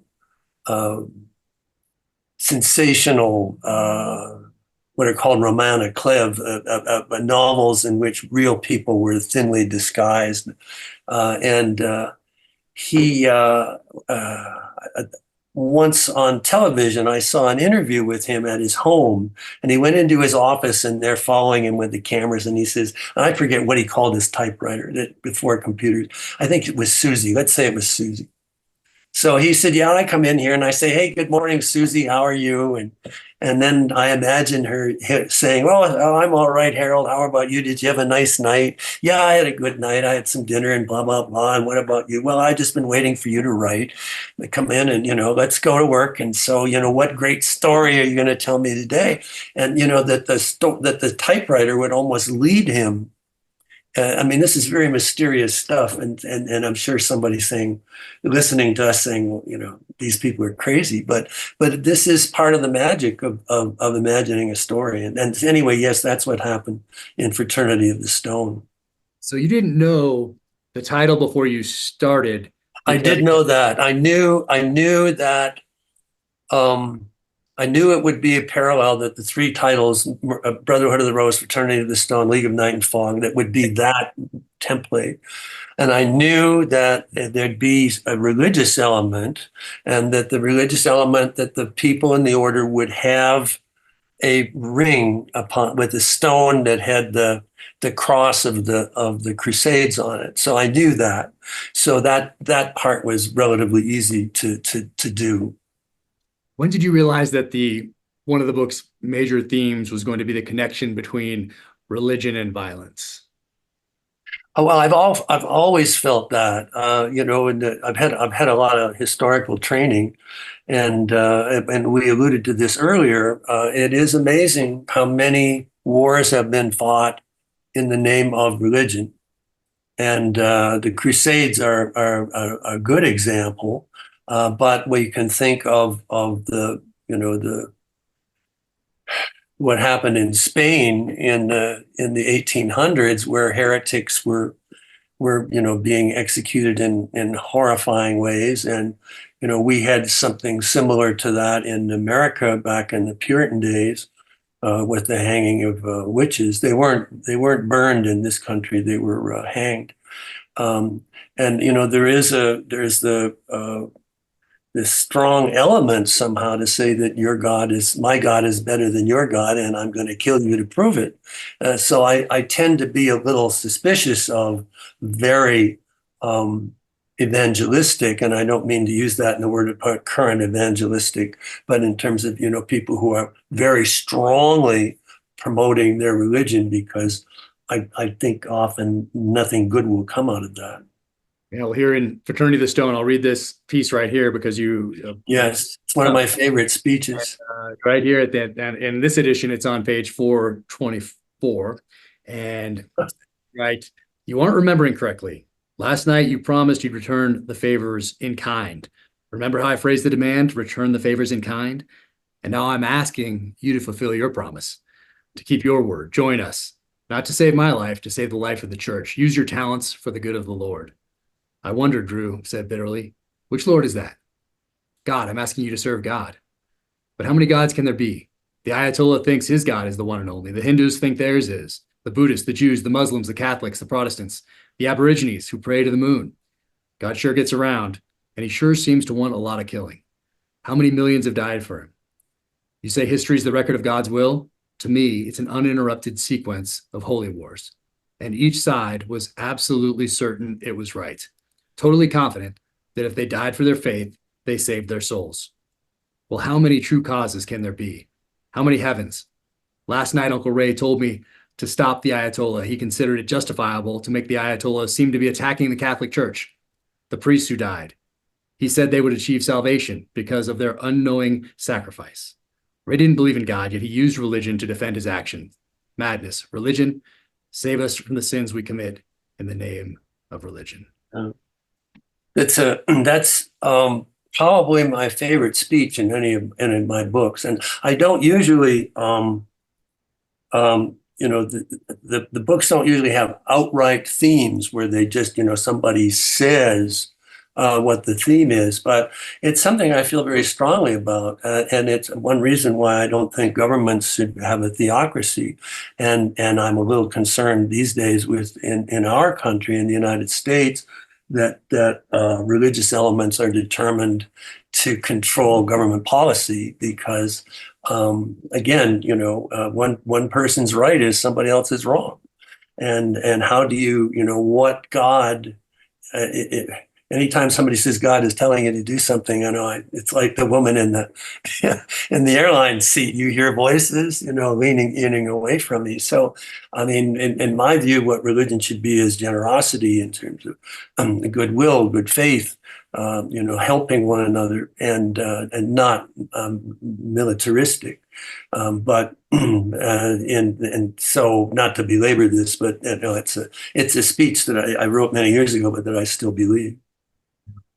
And Fraternity of the Stone also pioneered a genre, and we touched on this a little bit earlier, that most people more closely associate today with books that came afterward, namely Dan Brown's Angel Demons, The Da Vinci Code, but also Steve Berry, James Rollins, the religious thriller. And there's a bit of that in Brotherhood of the Rose. You don't usually talk about that, but there's a bit of it there. You see, we have history, we have Abelard, so we have a little bit of that. We get a lot more of it with the Fraternity of the Stone. But tell me a little bit about that, where that inspiration came from to have that history like that, and to go back to the Crusades and the origin of the word assassin, which was the first time as a kid that I'd read about that. And I love that about these books because they inspired me to learn more about other things. So how did you come to creating the religious thriller?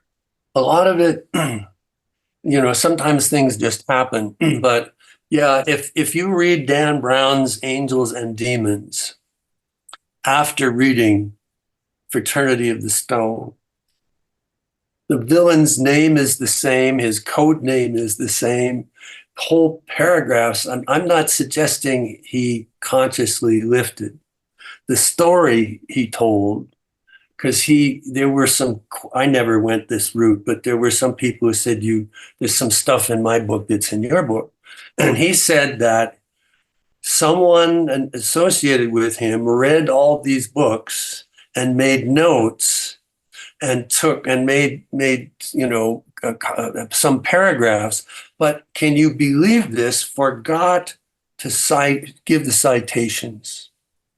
Just somehow didn't. It's so, what an oversight.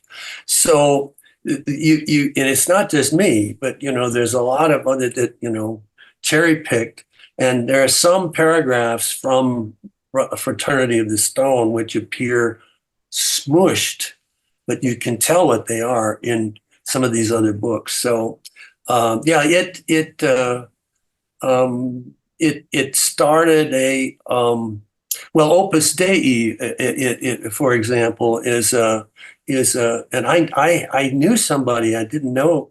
I worked for a while in television with a company called Laurel Entertainment, and Laurel did two shows. One was Tales from the Dark Side, and the other was called Monsters. And I worked on Monsters. I didn't do a lot, but I knew the story editor there. And the story editor was a really, really nice guy. And he had there was a kind of a message that was going through the stories, and they weren't blatant, but, you could see there was a central theme. It was an anthology show, but they all had sort of the same central theme. And I met a woman who had worked at the company and went to lunch with him periodically. And a nice guy. And she said, we got along well, and neither of us was married. And I thought maybe he'd, say, let's go out and, let's do something more, but nothing ever happened. And she said, well, and, he died eventually. I mean, not eventually, maybe a year or two later. And it turned out he was a priest. And then he lived in a monastery, a brownstone, in New York with other priests who worked in places like broadcasting and in TV production and publishing. They were basically Opus Dei. And that, they were the secret agents of the church, so to speak. And I never would have known. I used this as the basis for a later book called The Covenant of the Flame. So I got interested in the idea that Opus Dei and similar things would have a far, it's not just a separation, that it is spread through our culture. And, that was a lot of fun to play with. And in this case, of course, I had an actual order that I had created, the Fraternity of the Stone, in which, they had their own social agenda. And then, of course, the question becomes how strong do you feel about your social agenda, and what are you going to do? What evils will you commit in that favor? So, I mean, there's a lot of power in the theme. Oh, yeah. And I think it was the first novel thriller to mention Opus Dei. I believe it was, yes. And it was, where did you find out about the Carthusians? How did you do that research? How did you first find out about them? And for me, it inspired me. I need to find this paper because I know it's in a box somewhere, either 7th grade, 8th grade, maybe 9th grade, not sure. But I did a paper on the Benedictine monks. Yeah. I was inspired by the Fraternity of the Stone to look more into this sort of a thing, because as a reader, obviously, you usually identify with the protagonist of a story, and you want to experience this through that hero's eyes. Yeah. And so in this case, that's Drew in the Fraternity of the Stone. So I got to learn a lot about the Benedictine monks. Well, so you remember, I was raised Catholic. I mean, seriously Catholic. I was an altar boy. I knew the Mass in Latin. I went to a Catholic grade school, St. Mary's, which was taught by nuns with priests coming in periodically for religious instruction. I then went to a Catholic high school, St. Jerome's, and in Canada, there is a 13th year in high school.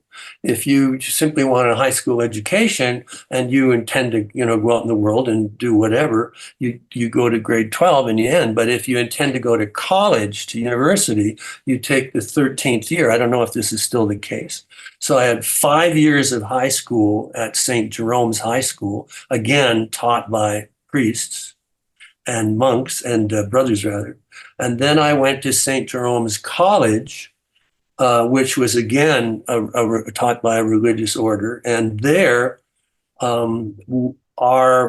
we had certain required courses, and these were basically based upon St. Thomas's teachings. So I had courses in Thomistic metaphysics, Thomistic psychology, and so on. And in some cases, the texts were Thomas's, which were in Latin. So when I got my PhD, you have to have two languages. One was French, and the other was Latin.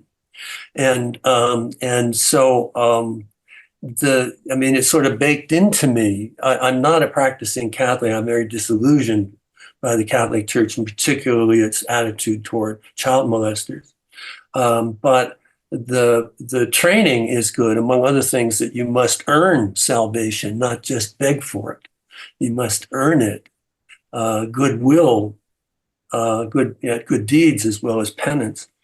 But so this was baked into me. So, the orders and the various kinds, and it's interesting, the Benedictine, the liqueur, of course. Yeah, so I was going to ask you about that. Yes, and the Carthusians. And it's just been long enough, I can't remember if they're a silent order. They're a work order, but I can't remember if they're a silent order.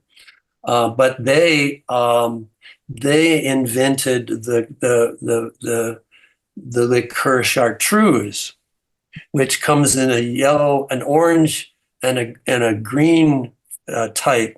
Now, the funny story is here, I made a big deal about chartreuse in the book. Yeah. And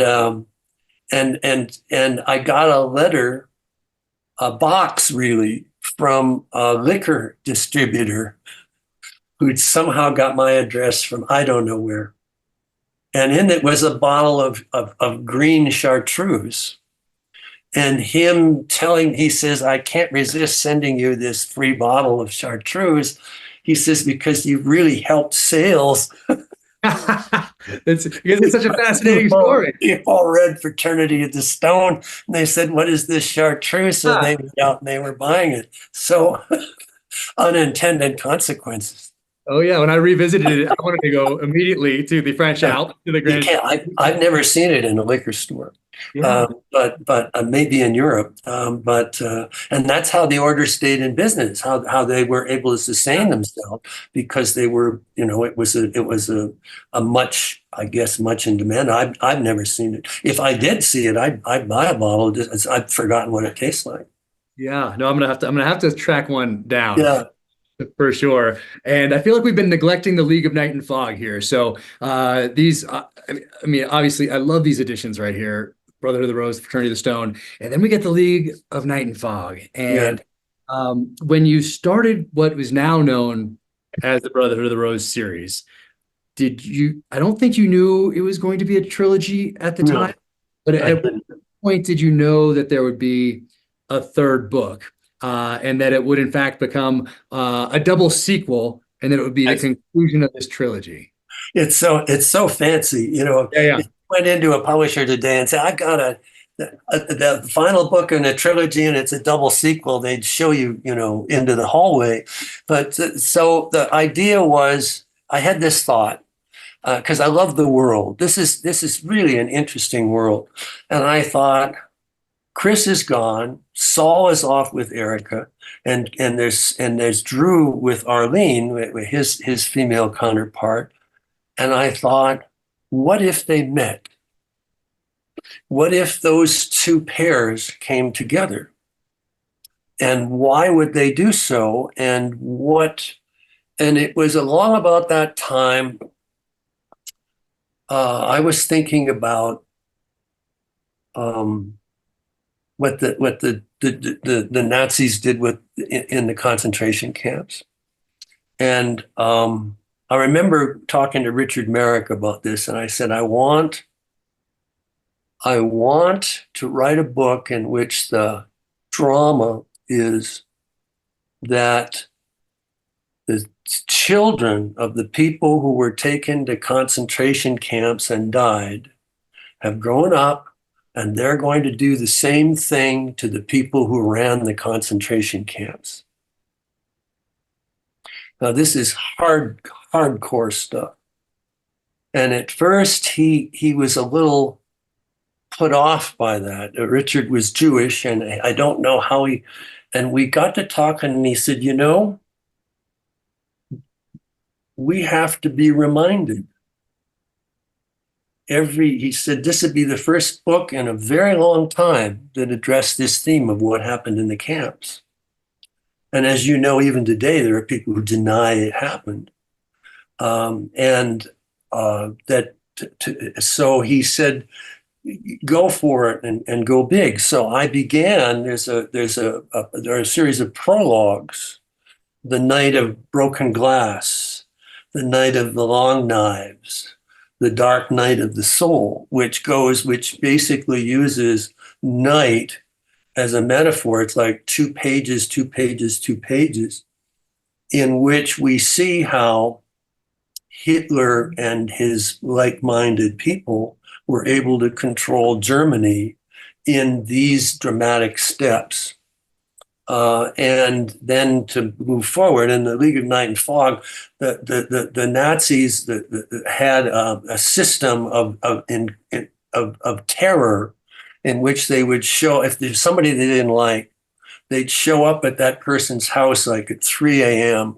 and yank him out of bed and drag him away, and with no explanation to the family, and they would never know what happened to that person.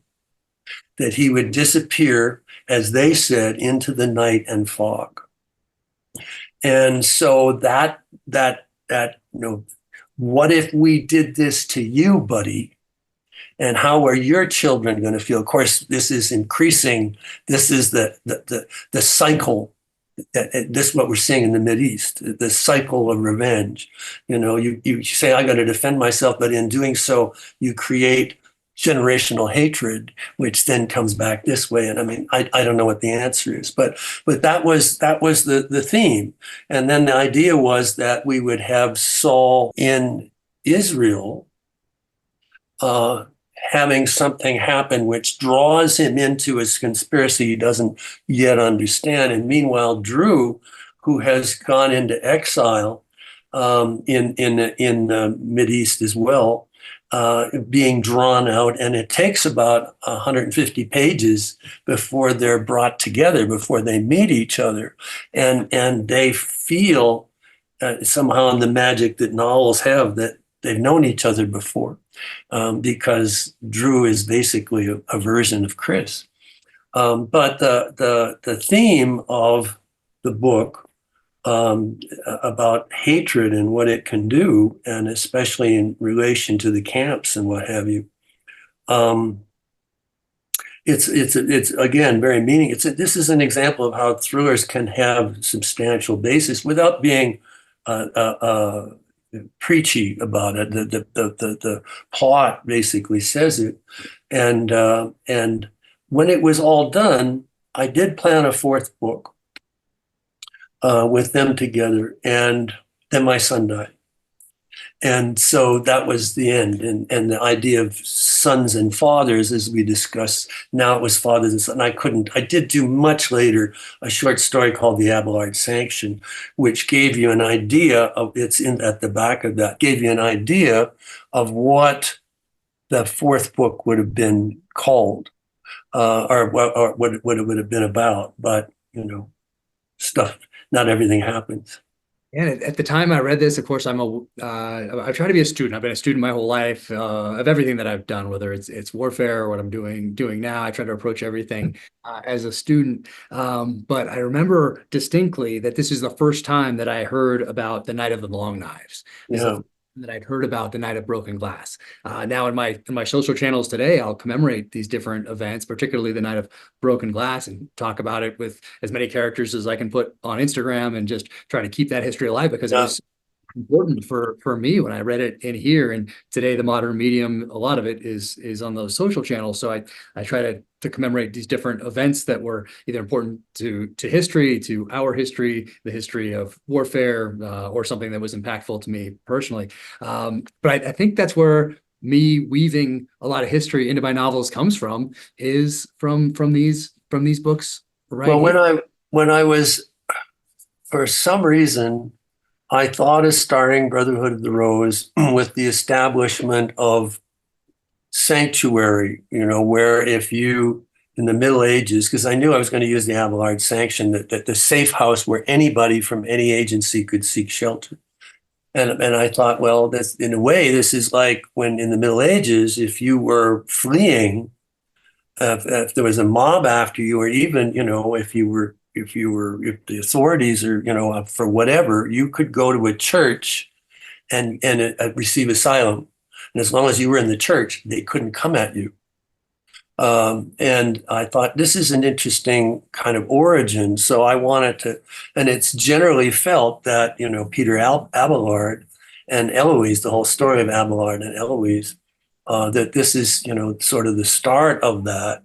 And so I started with Eloise and Abelard, and then, and evolved out of that into a fictional, but it feels real, a conversation between representatives of various spy agencies before World War II, agreeing on the Abelard sanction that there'd be a free zone where their agents could, in desperation, seek asylum.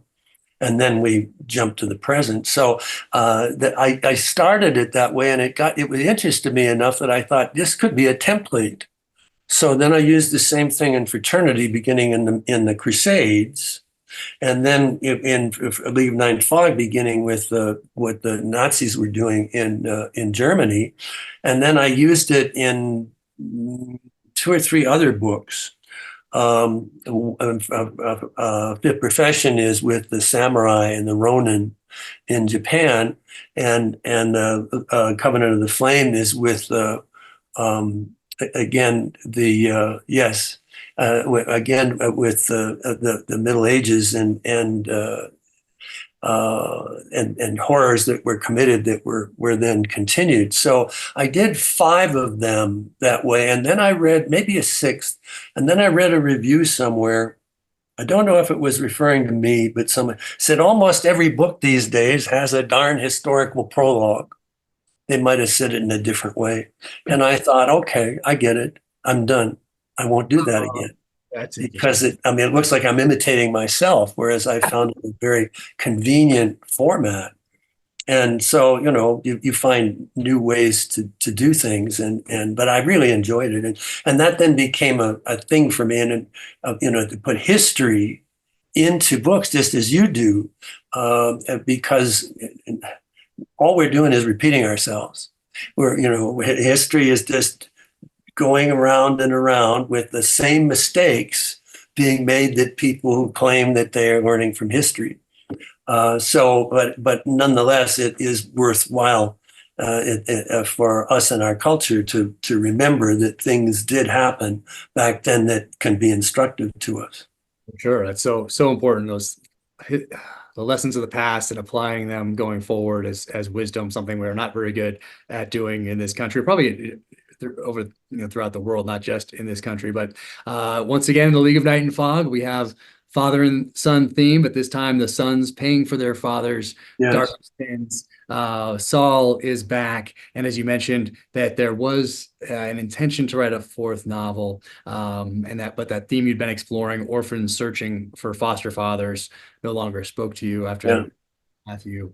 And then your books shift themes a little bit to fathers now looking for sons, particularly in Desperate Measures and Long Lost and The Shrine, which is in a collection of short stories back here called Black Evening, right there. But we do get the Abelard sanction in the back of this, which is such a great way to tie things together, and gives all those people who have been asking you for years and years and years They do. Actually, I get a lot of, with the internet, in the old days, you'd get letters and I mean, not many, but they would come through the publisher and I always answered them. And then, it's a lot easier to communicate these days with social media and people communicate to me through my website and I answer unless they're, perhaps asking for money or something, but if it's reasonable, I always respond and questions are often very interesting. So it's in some ways the internet is better because it allows us to communicate. Although, most of the time I want to shut it down. As do I. I'm trying to go back to a flip phone. Actually, I thought of it the other day, how wonderful eventually it will be to have a landline, but not just a regular landline, an old phone attached to a wall or just something like that where I don't have, I'm working my way in that. I have a landline. I use a landline. I love that. And it's so much easier to hold the phone and make notes or even go like this. Whereas with the cell, of course, you can put the cell on speaker, but in my experience, the audio quality of a landline is infinitely better than the audio quality of the cell phone. I agree. I'm going to get there. I'm working my way back there. You're going back in time. I am. It's my time machine. But you intentionally left a little bit of a plot thread out there also at the end of The League of Night and Fog. Yeah, that was Abelard sanctioned. They were going to get together, but it wasn't meant to be. And I know I'm keeping you so long, but we have. I always love talking to you. People should know Jack and I met 2019, was it, at BoucherCon, which is a conference for crime and crime writers and crime readers, and it's the biggest conference of its kind. And we never met, but it was like, honest to God, it feels like we've known each other all our lives. It's a very funny kind of thing that happens, and we always wind up, talking that we should really live in the same town. Anyhow, I can't resist pointing out, the kind of rapport that we found instantly.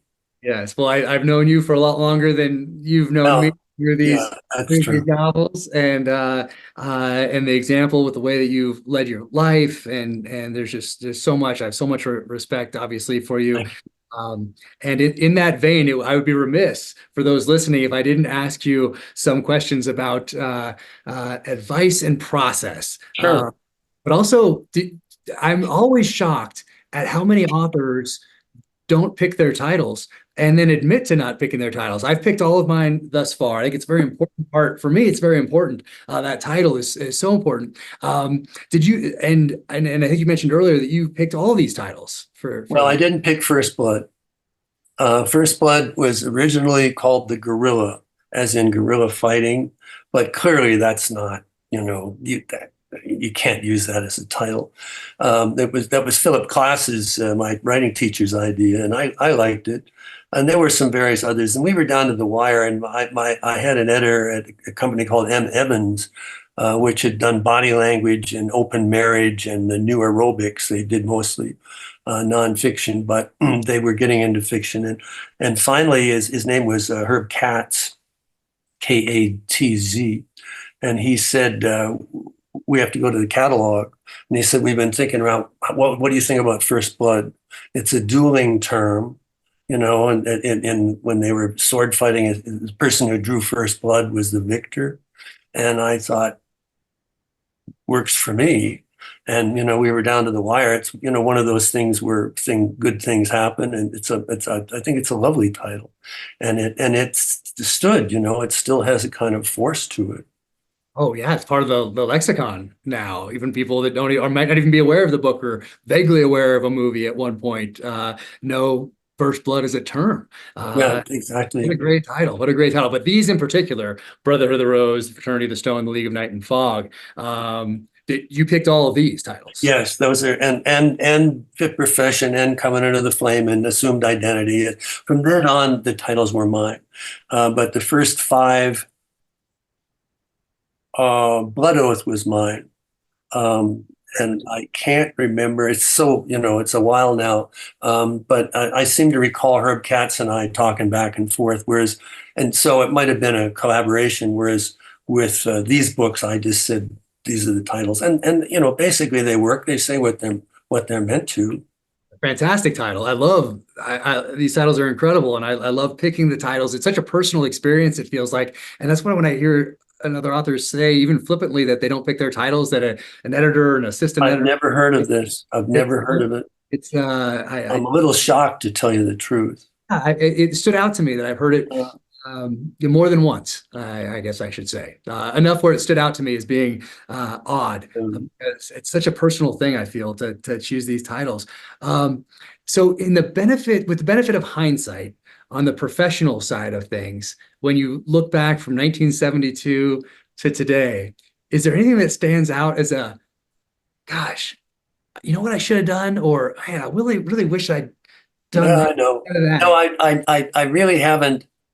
I think things happen as they were meant to. We are the product of our experiences. And in those cases, there were things that I felt passionate about. I mean, that I would write a Western after writing First Blood, but that Western's got a great reputation. It didn't sell a lot of copies, but it's got a great reputation. People still Western fans still talk to me about it.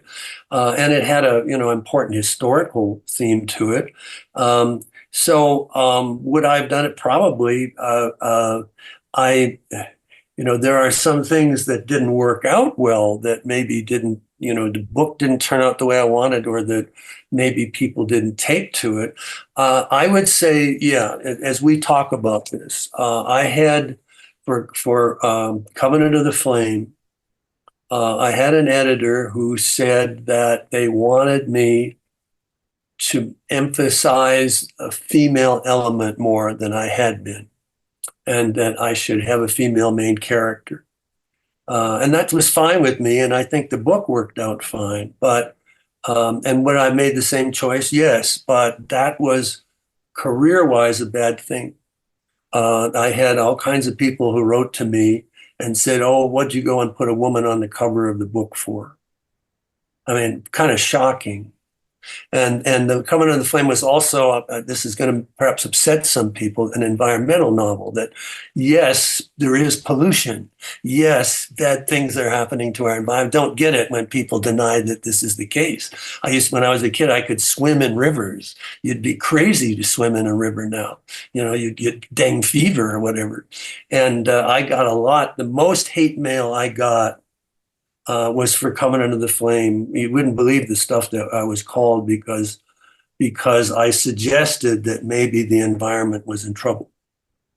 And so, that in terms of the forward impetus of my career, Covenant of the Flame, which is an important book for me, stalled it.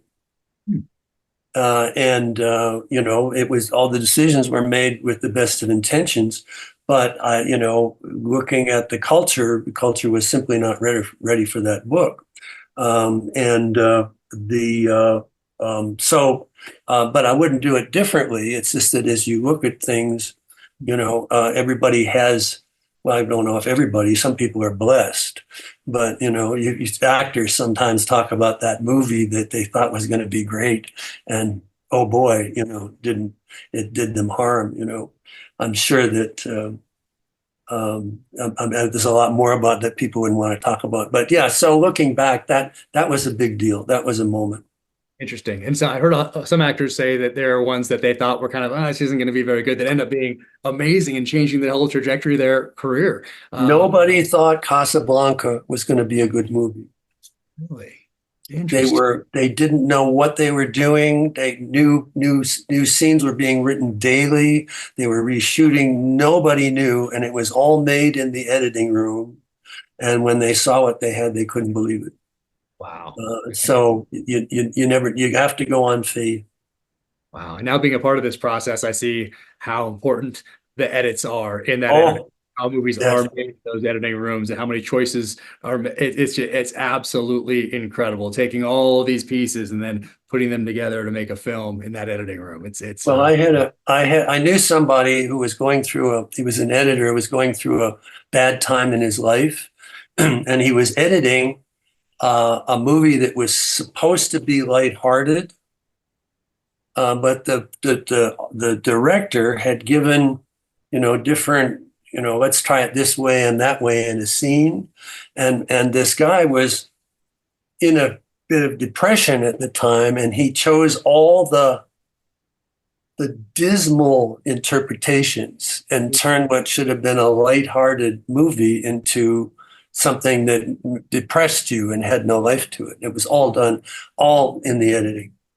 Oh, that's rough. I can see it happening though. Now that I have a little bit of experience there, I can see it happening.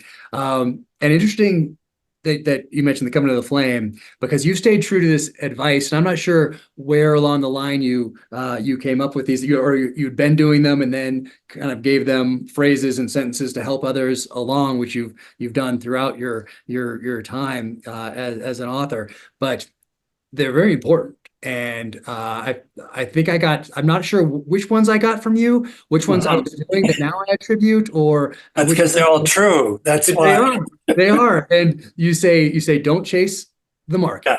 Yeah. Don't chase the market. You'll always see its backside. It's amazing how many people do chase the market or ask you questions that lead you to believe that they're chasing the market. Now, if you're in it, if you're in the tide, that's a different matter, right? I mean, if it's all going well, but if you're trying to catch up, you'll never catch up. No, I think you never catch the wave. Yeah, no, it's fantastic advice. And you also say, be a first-rate version of yourself and not a second-rate version of another. Yes. I love that. The idea there, this is something that Philip Klass, William Tenn talked to me about, and Don Westlake, is, don't imitate, because, the world has plenty of authors who are imitating, and how many, when we go to a favorite writer, we go because of a tone, a personality, a worldview that is unique. When I taught American literature, for the final exam, we're talking about American novel from like 1900 to 1945. So Hemingway, Fitzgerald, Steinbeck, Edith Wharton, Faulkner.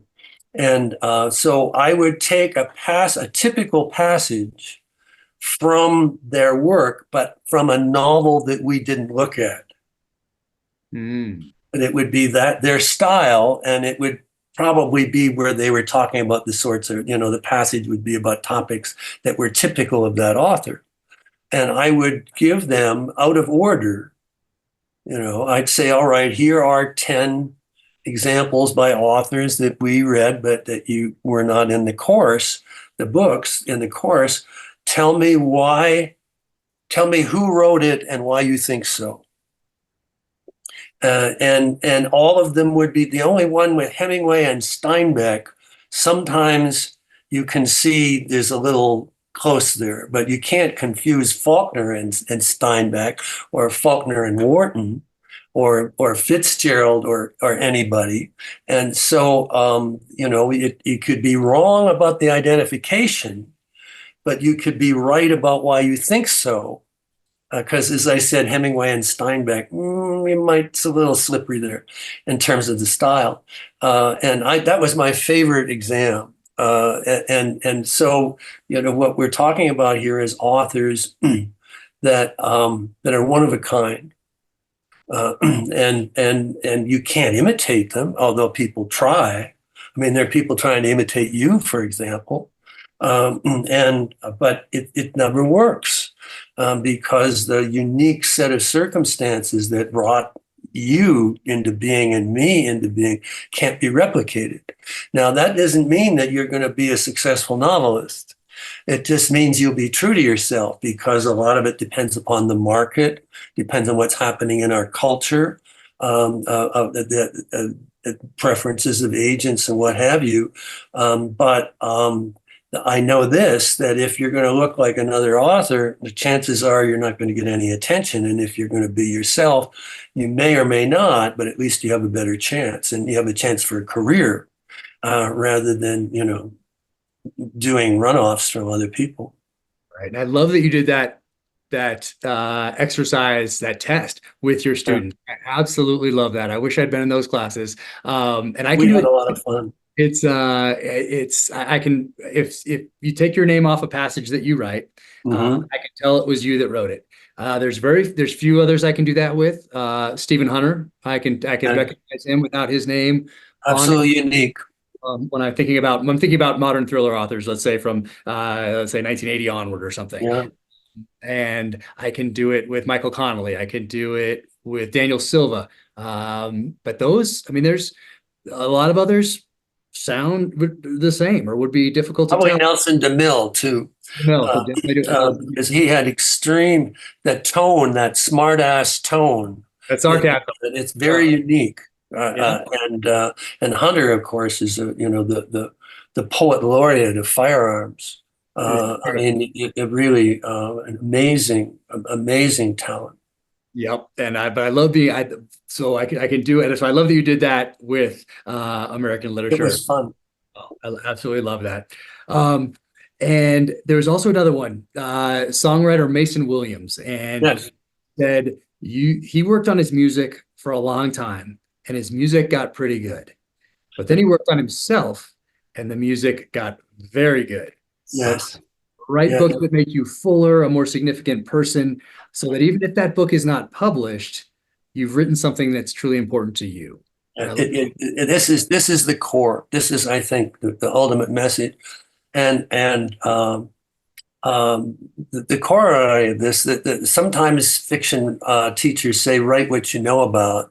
Well, I think this is a dead end, because I mean, not necessarily. I've met people in interesting lines of work that I thought would be useful as a novel, and they usually dismiss it as says, "Oh, nobody'd be interested." But of course, so it's difficult to get out of yourself and realize.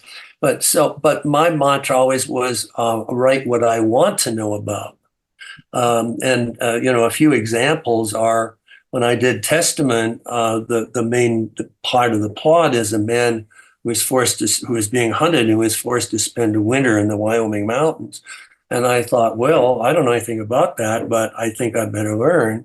So I went to the National Outdoor Leadership School in Wyoming and lived for 30 days above timberline in the Wyoming mountains with it was a course. I wasn't there by myself, I'd have been dead.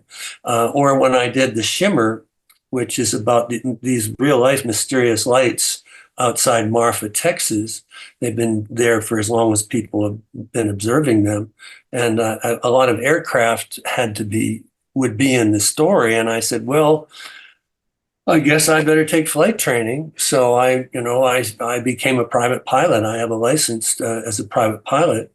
And, to get that, and it was so exciting, or with firearms, I mean, of course, you've been, that's part of your heritage. But with me, I'm as a civilian, but I've had some serious firearms training because I knew that if I was going to write about it, I didn't want to look like an idiot. And, and I'm very comfortable with, I haven't fired in a long, long time, but I'm very comfortable with firearms and understand, the mind that's required in order to deal with firearms, as of course you do. You're a master. And so there were. And then with the Victorian books, wanting to escape from my grief for Natalie, I said, I'll write some Victorian books, but I want to believe I'm there. So I have to my right here, you can't quite, I guess you can, these shelves here, top to bottom, are my Victorian books. And then I made friends with Victorian scholars. So that it was kind of funny because one of them was a really good crime novelist, Judith Flanders, wonderful crime novelist. And she said, well, let's make a deal. You tell me about firearms and all that, and I'll tell you about what they wore in 1854. It was a great trade. But it was the research, although I did go to England, but the research wasn't so much hands-on as being, as to wanting desperately to learn something, the passion, which is something that you've been alluding to as well.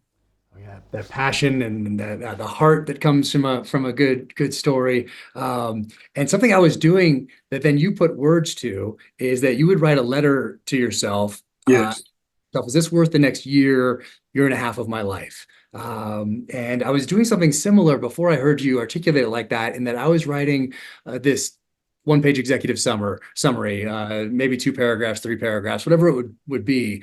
But is this interesting to me? I was asking that if I was to see this or hear this as let's say as a voiceover on a film in 1985, would I want to go see this film? If I used to get this book and to read that as I walk through the airport and read that description on the back, is that going to be something that's worth time I'm never going to get back? Yes. As a reader, and you were doing that long ago, and you put words to it. So now I think of it in those terms. Is this, as you say, is this worth the next year of my life? And then I add to it, is if someone else were to read this description, would it be better for them? And again, we go back to the research, although in your case, I mean, you're still doing research, but a lot of what other people would think was PhD work, you lived. So it makes it, somewhat, less burdensome for you. But I know the research you do, and I know the travel you do and things. But it's all, I knew an author who bragged about not doing research. It was on a panel. He said, why are you going on about research all the time? I don't do any research. And it was all I could do because I'm Canadian. It was all I could do to say, yeah, and your books look like you don't do research. but rudeness isn't in my DNA. And that comes under the know your motives, and people can go to davidmorrell.net. There's all sorts of writing tips on there. All your books are on there. It's such any author should go to your website. Rambo page. It's like a magazine. There's lots and lots of stuff. So much there. I have this. This is in there as well. This is the Blade magazine. Oh, yes. Did I send you that? You did. Yep, you sure did. I love that. You talk about that's on your website, and there's all sorts of amazing vignettes and I became friends with the Rambo knives. Jimmy Lyle, I spoke to him on the phone. I never got to meet him in person before he died. But I became friends with Gil Hibben, who did the knives for 3 and 4 of the Rambo film. And we still stay in touch a lot. And, these are, so when you held up the Blade magazine, I mean, these knives revolutionized, rejuvenated the cutlery industry and made it possible for blade designers, blade smiths to be able to earn a living with quality artwork knives. You have something there? This is the when you in the author's note to one, I think it's in Rambo 3 as well. When you talk about these guys and give them, you talk about Hoyt Easton Archery, their address is in here at the time, the arrows where those were developed, the knife, and Jimmy Lyle, and here's his address right here. I love that was a big deal because again, before the internet, right? So people in the knife world, it's a small world, but it's people collecting. There are blade shows around the country, and they would know who Jimmy Lyle and Gil Hibben are. But so I doing my research, because I spoke to both of them for the books when I was doing the novelizations, to learn about the knives and their logic and the way it worked, and also Hoyt Easton, which developed the Rambo bow. And so I'm thinking, put the address in. And Jimmy and Gil were selling this. This is interesting. I think for the first time they made They made an issue of 100 numbered knives. There's such for First Blood, for Rambo First Blood Part 2 and Rambo 3, and they charged $1,000 for each book, for each knife, and they I mean, if you wanted one of those knives now, it's $50,000. Oh yeah, it's incredible. And that made, then other knife makers were able to say, well, I could do that too. I mean, they wouldn't be in a Rambo film, but they were able to do. And now you had more enthusiasm at Blade shows. And the joke was Blade magazine gave me an award for bettering the cutlery industry. Knife salesman of the decade. Yeah, but the joke, of course, is there's no knife in First Blood. That was Sly's idea. Yeah. Sly knows what to do with props, and I mean, and that was 72, and in 82 I might have thought differently. So that I got a Blade magazine knife award. Later I put knives in the books, but there wasn't any knife in the. People are always shocked to hear that. This is hilarious, you know. People are always shocked to hear that. And once again, there's the author's note for Rambo 3 right here. Same thing right there. Absolutely. So Pauline Kael, who may be a name that's now familiar to some movie enthusiasts, Pauline Kael was the great movie reviewer for The New Yorker. Revered in her time, extremely influential. She could make or break a movie. So she did a review of Rambo 2. And then she mentioned that she also had the novelization. So she mentioned me, and she mentioned the note that you just read about how the knives are works of art. And she said caustically in the review, I can hardly wait for my set to arrive. I love it. So it's a great thing when Pauline can make a joke of you. That's fantastic. So we talked about knowing your motives, knowing the genre's history. We hit a little bit of that earlier. I mean, it's still shocking to me how many authors that I run into that don't understand the history of the genre. Doing the research, we talked about that. Moving the genre forward, which you've always done in all of these books behind me right here. Not many people can say that they have done that. And avoiding the genre trap. What is that? Well, a lot of that is just repeating what's already been done. I think in some ways it's a repetition of what we were saying before. That when I wrote First Blood, I mean that's an action novel, but a thriller. But my emphasis was on the novel aspect. Could I write an action piece that felt like a novel? So in each case, I haven't thought of them as genre books. I thought they have action and suspense and a lot of of excitement and conflict. But can I do something? And remembering I was a professor, and this always puzzled my colleagues that the creator of Rambo had a doctorate in American literature and was a full tenured professor at a Big Ten university. But you have to lift, you have to aim, and can you make this big? Can you make it feel substantial and real? And there are, John le Carré is a great example of making a spy novel feel like a novel, and he did that consistently throughout his career. And there are others, of course. And I mean, you mentioned Ken Follett earlier in The Eye of the Needle, hell of a book. And it just happened in a way, just happens to be a World War II book, but it's about the people and all. So again, it's a question of put it in another way. There was a saying that there are no bad genres. There are only bad genre writers. That every genre, science fiction, romance. I mean, Rebecca is a romance. I mean, we can pick some of our favorite books, and at core, they are genre books, but you wouldn't recognize them based upon the way the particular author handled the material. And I think that's our, and also, what's implied is to entertain while we're also giving an experience.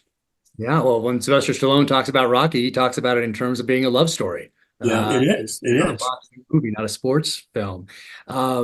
And just a few more things here. I know I'm taking up so much of your time, and I love talking to you. I'm just worried that what are you going to do with 2 hours? You're going to cut it up? No, this is fantastic. I absolutely love every single moment we get to spend together. I feel the same way. And the importance of flow. You talk about this. It's on your website here, and you talk about a story as a living thing. Yes. role should be to serve it and do what it wants, to be its instrument. Yeah. And also I think thinking of flow, one of my I never met William Goldman. I wish I could have. Goldman was a fine novelist, marathon man, and magic, and just great novels. And he also wrote films, All the President's Men, and of course Butch Cassidy and the Sundance Kid, a multiple Oscar winner. And he has a book called Adventures in the Screen Trade, which is about movies and scripts. But there are a lot of things that you can learn from writing a script, as you now know, that you can apply to the flow of a novel. And one of the things he says is, one of his rules was, get into a scene as late as you can and get out of a scene as early as you can. And often, that people, so I went over and I drove here and I got in the taxi and then I went into the office and I said, well, that's the start where he said, and all this other stuff we can take for granted unless it's germane to the plot. But if it's just moving around, never mind. And I find that very helpful in terms of writing. The other thing, again, I'll sound like a professor, Edgar Allan Poe, who wrote an essay. Some people think it's a parody, called The Philosophy of Composition. And what he said was, and this is true today, although it might be a little less so in terms of the time, he said, we have a time limit for concentration of 1 hour.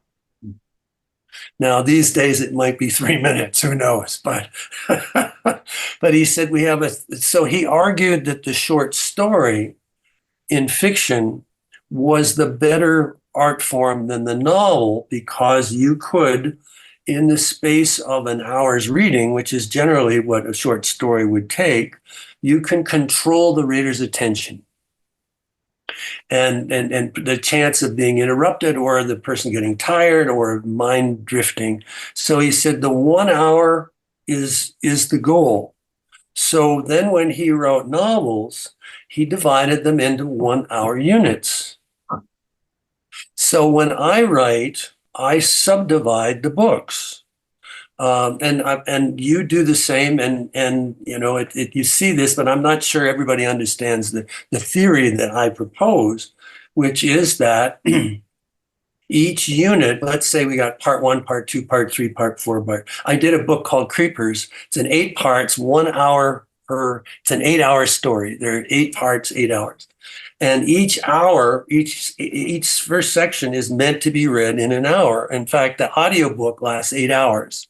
And the idea would be that I think I can control the reader without them drifting away. Because if you interrupt in the middle of a scene, how do you know they'll get back up to speed with the tone and whatever mood and all that you would establish? So try to control them as long as you can. So I said, all right, part 1 is an hour, part 2 is, and so on, hour. But now within that, you have to subdivide it once more, so that in terms of movie writing, which I did a lot of, if somebody's in talking here and they go out on the balcony to talk from a room, let's say they're in a living room, that's another section. I have a break. So when they walk on, it's as if the camera has been moved, although I don't write novels filmically. So I would have within those sections, you see what's there. It's difficult to see here, but those are the reading chunks. And within them, there are subsections. And I figured, because everybody does this. You're reading, and I feel kind of tired. How many pages are left?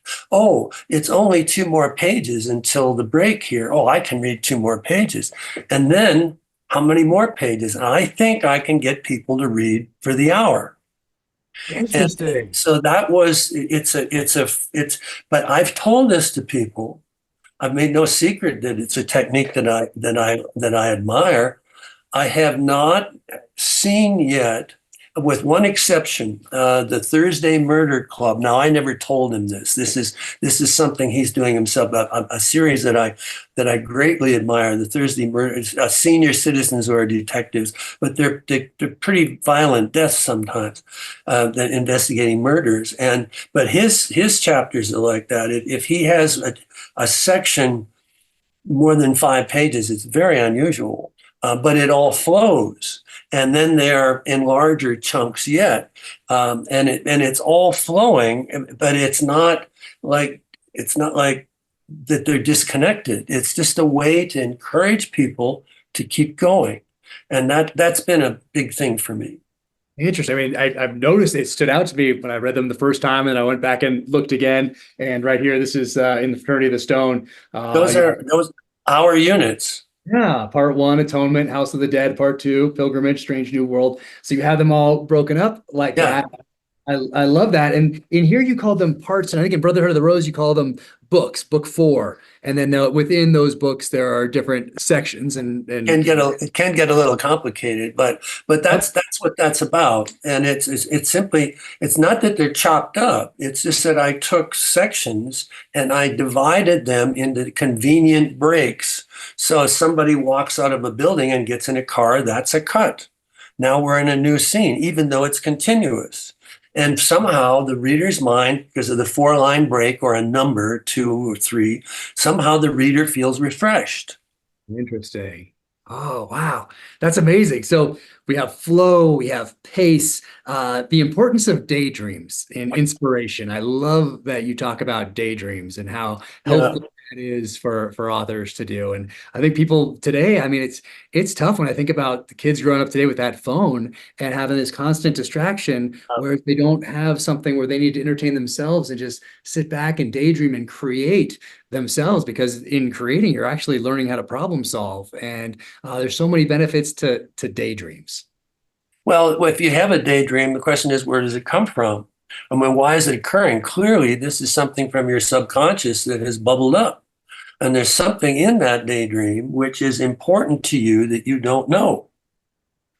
So 1 or 2 might not, be useful. But if you begin to see a pattern in your daydreams, and so put it another way, most people don't pay attention to daydream, right? It's gone, and but my business, I train myself to watch my daydreams as they happen. And often they're very, very interesting about why did I dream that? That's kind of shameful. Why did I? Because you can't remember your night dreams. Why, where is this? What is that saying about me? So it's a form of, I believe in fiction writing as a kind of self-psychoanalysis process. You don't want to take this too far, but where did that dream come from? And interestingly, I used to be a runner. I used to run like 5 miles a day. My knees aren't the best anymore, but I do it in other ways. I swim, or, I get on the treadmill and not as fast, but my best ideas came when I was running, and I wasn't thinking, and all of a sudden pop, and like, where the hell did that come from? And, and I would keep them. I would sometimes I'd write them down, and often that was the start of a book. And I think in 2 of these 3 afterwards, you actually mentioned the 5-mile run and ideas that came to you while you were on those 5-mile runs. In screenwriting, and David DiGilio, who's the showrunner for The Terminal List and Dark Wolf and True Believer, he says complex, not complicated. And when he said that, I thought, and it's something that you say as well. But I think about that because some of the plots get a little complex, but in front of my mind is complex, not complicated. Not complicated. There's a famous line, Billy Wilder is one of my favorite movie directors. I have it right here. Yep.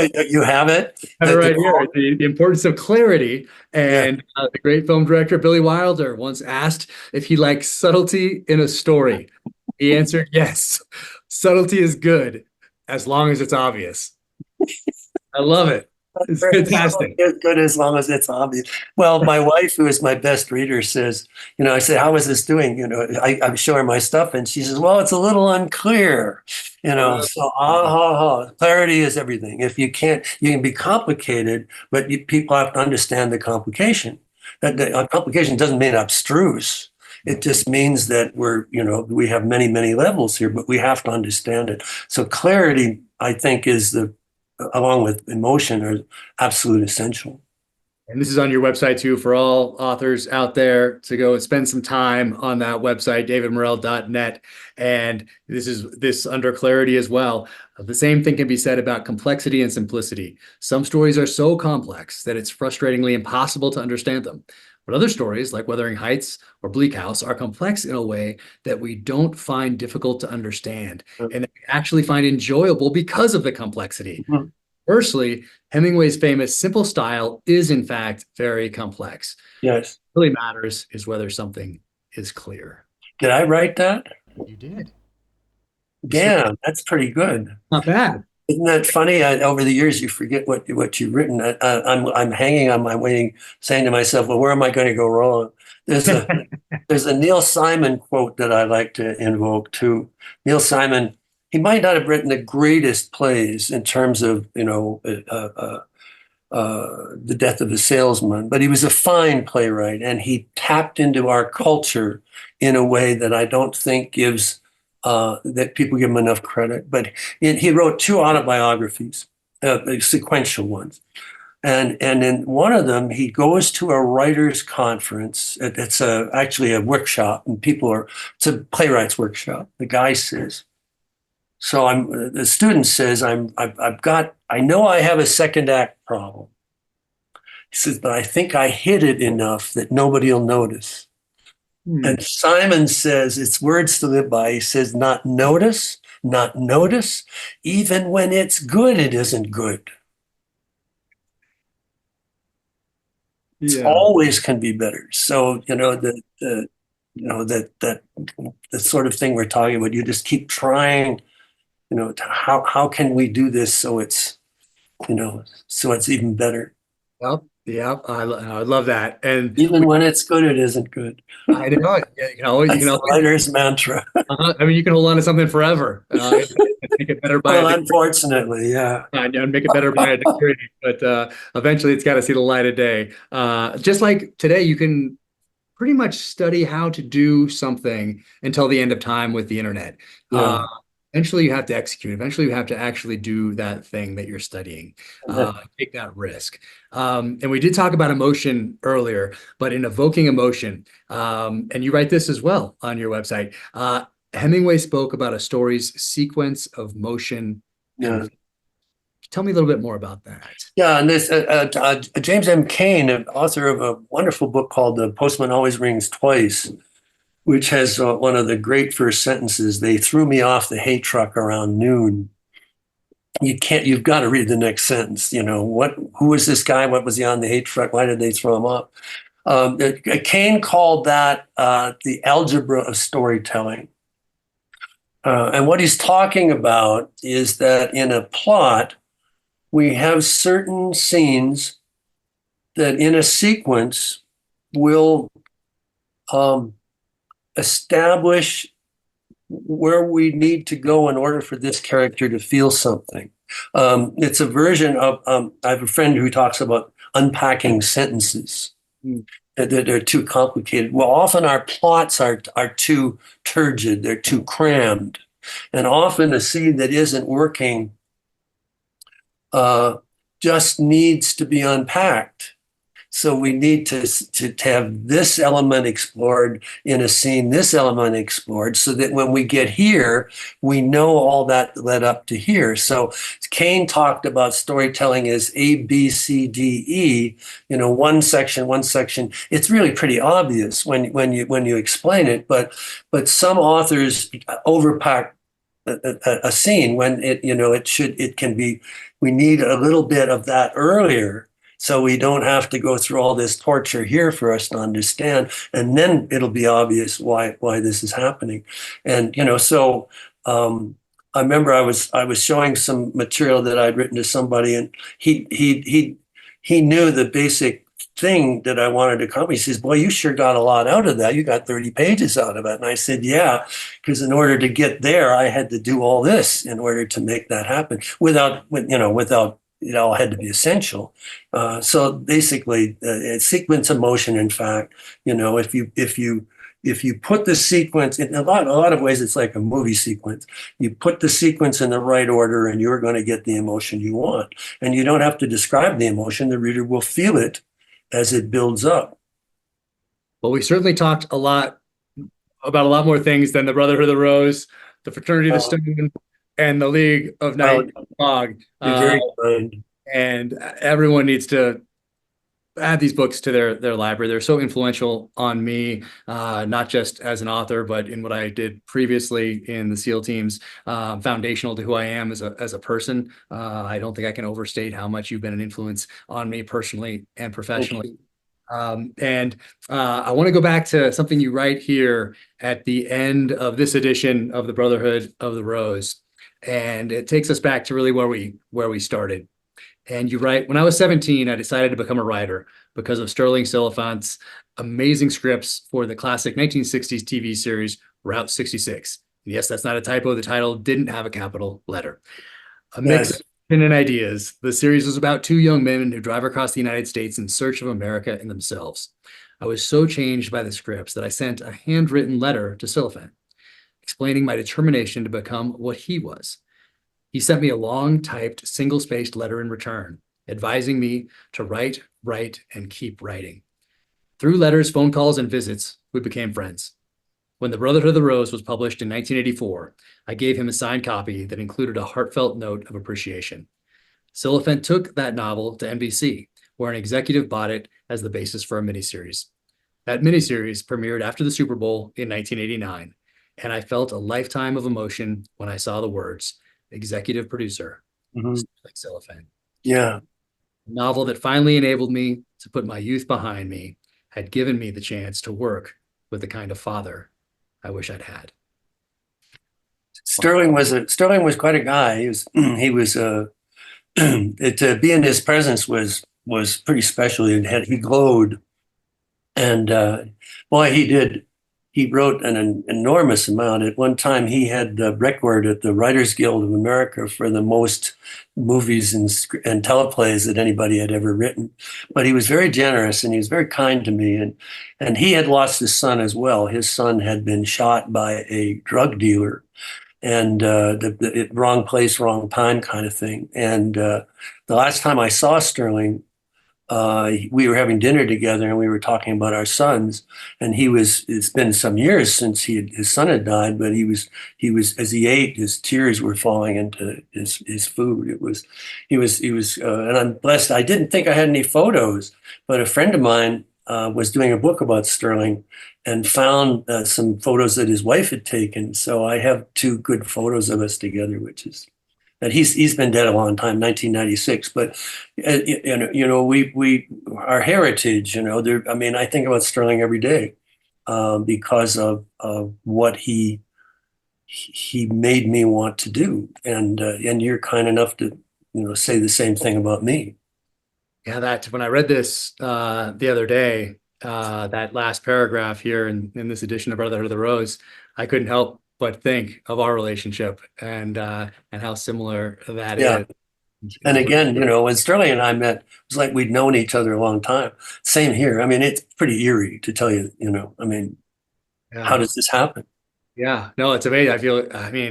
I feel extremely fortunate and to know you, and I just want to thank you for everything that you've done, everything you added to the genre professionally, everything, the example you set personally, and you just mean so much to me.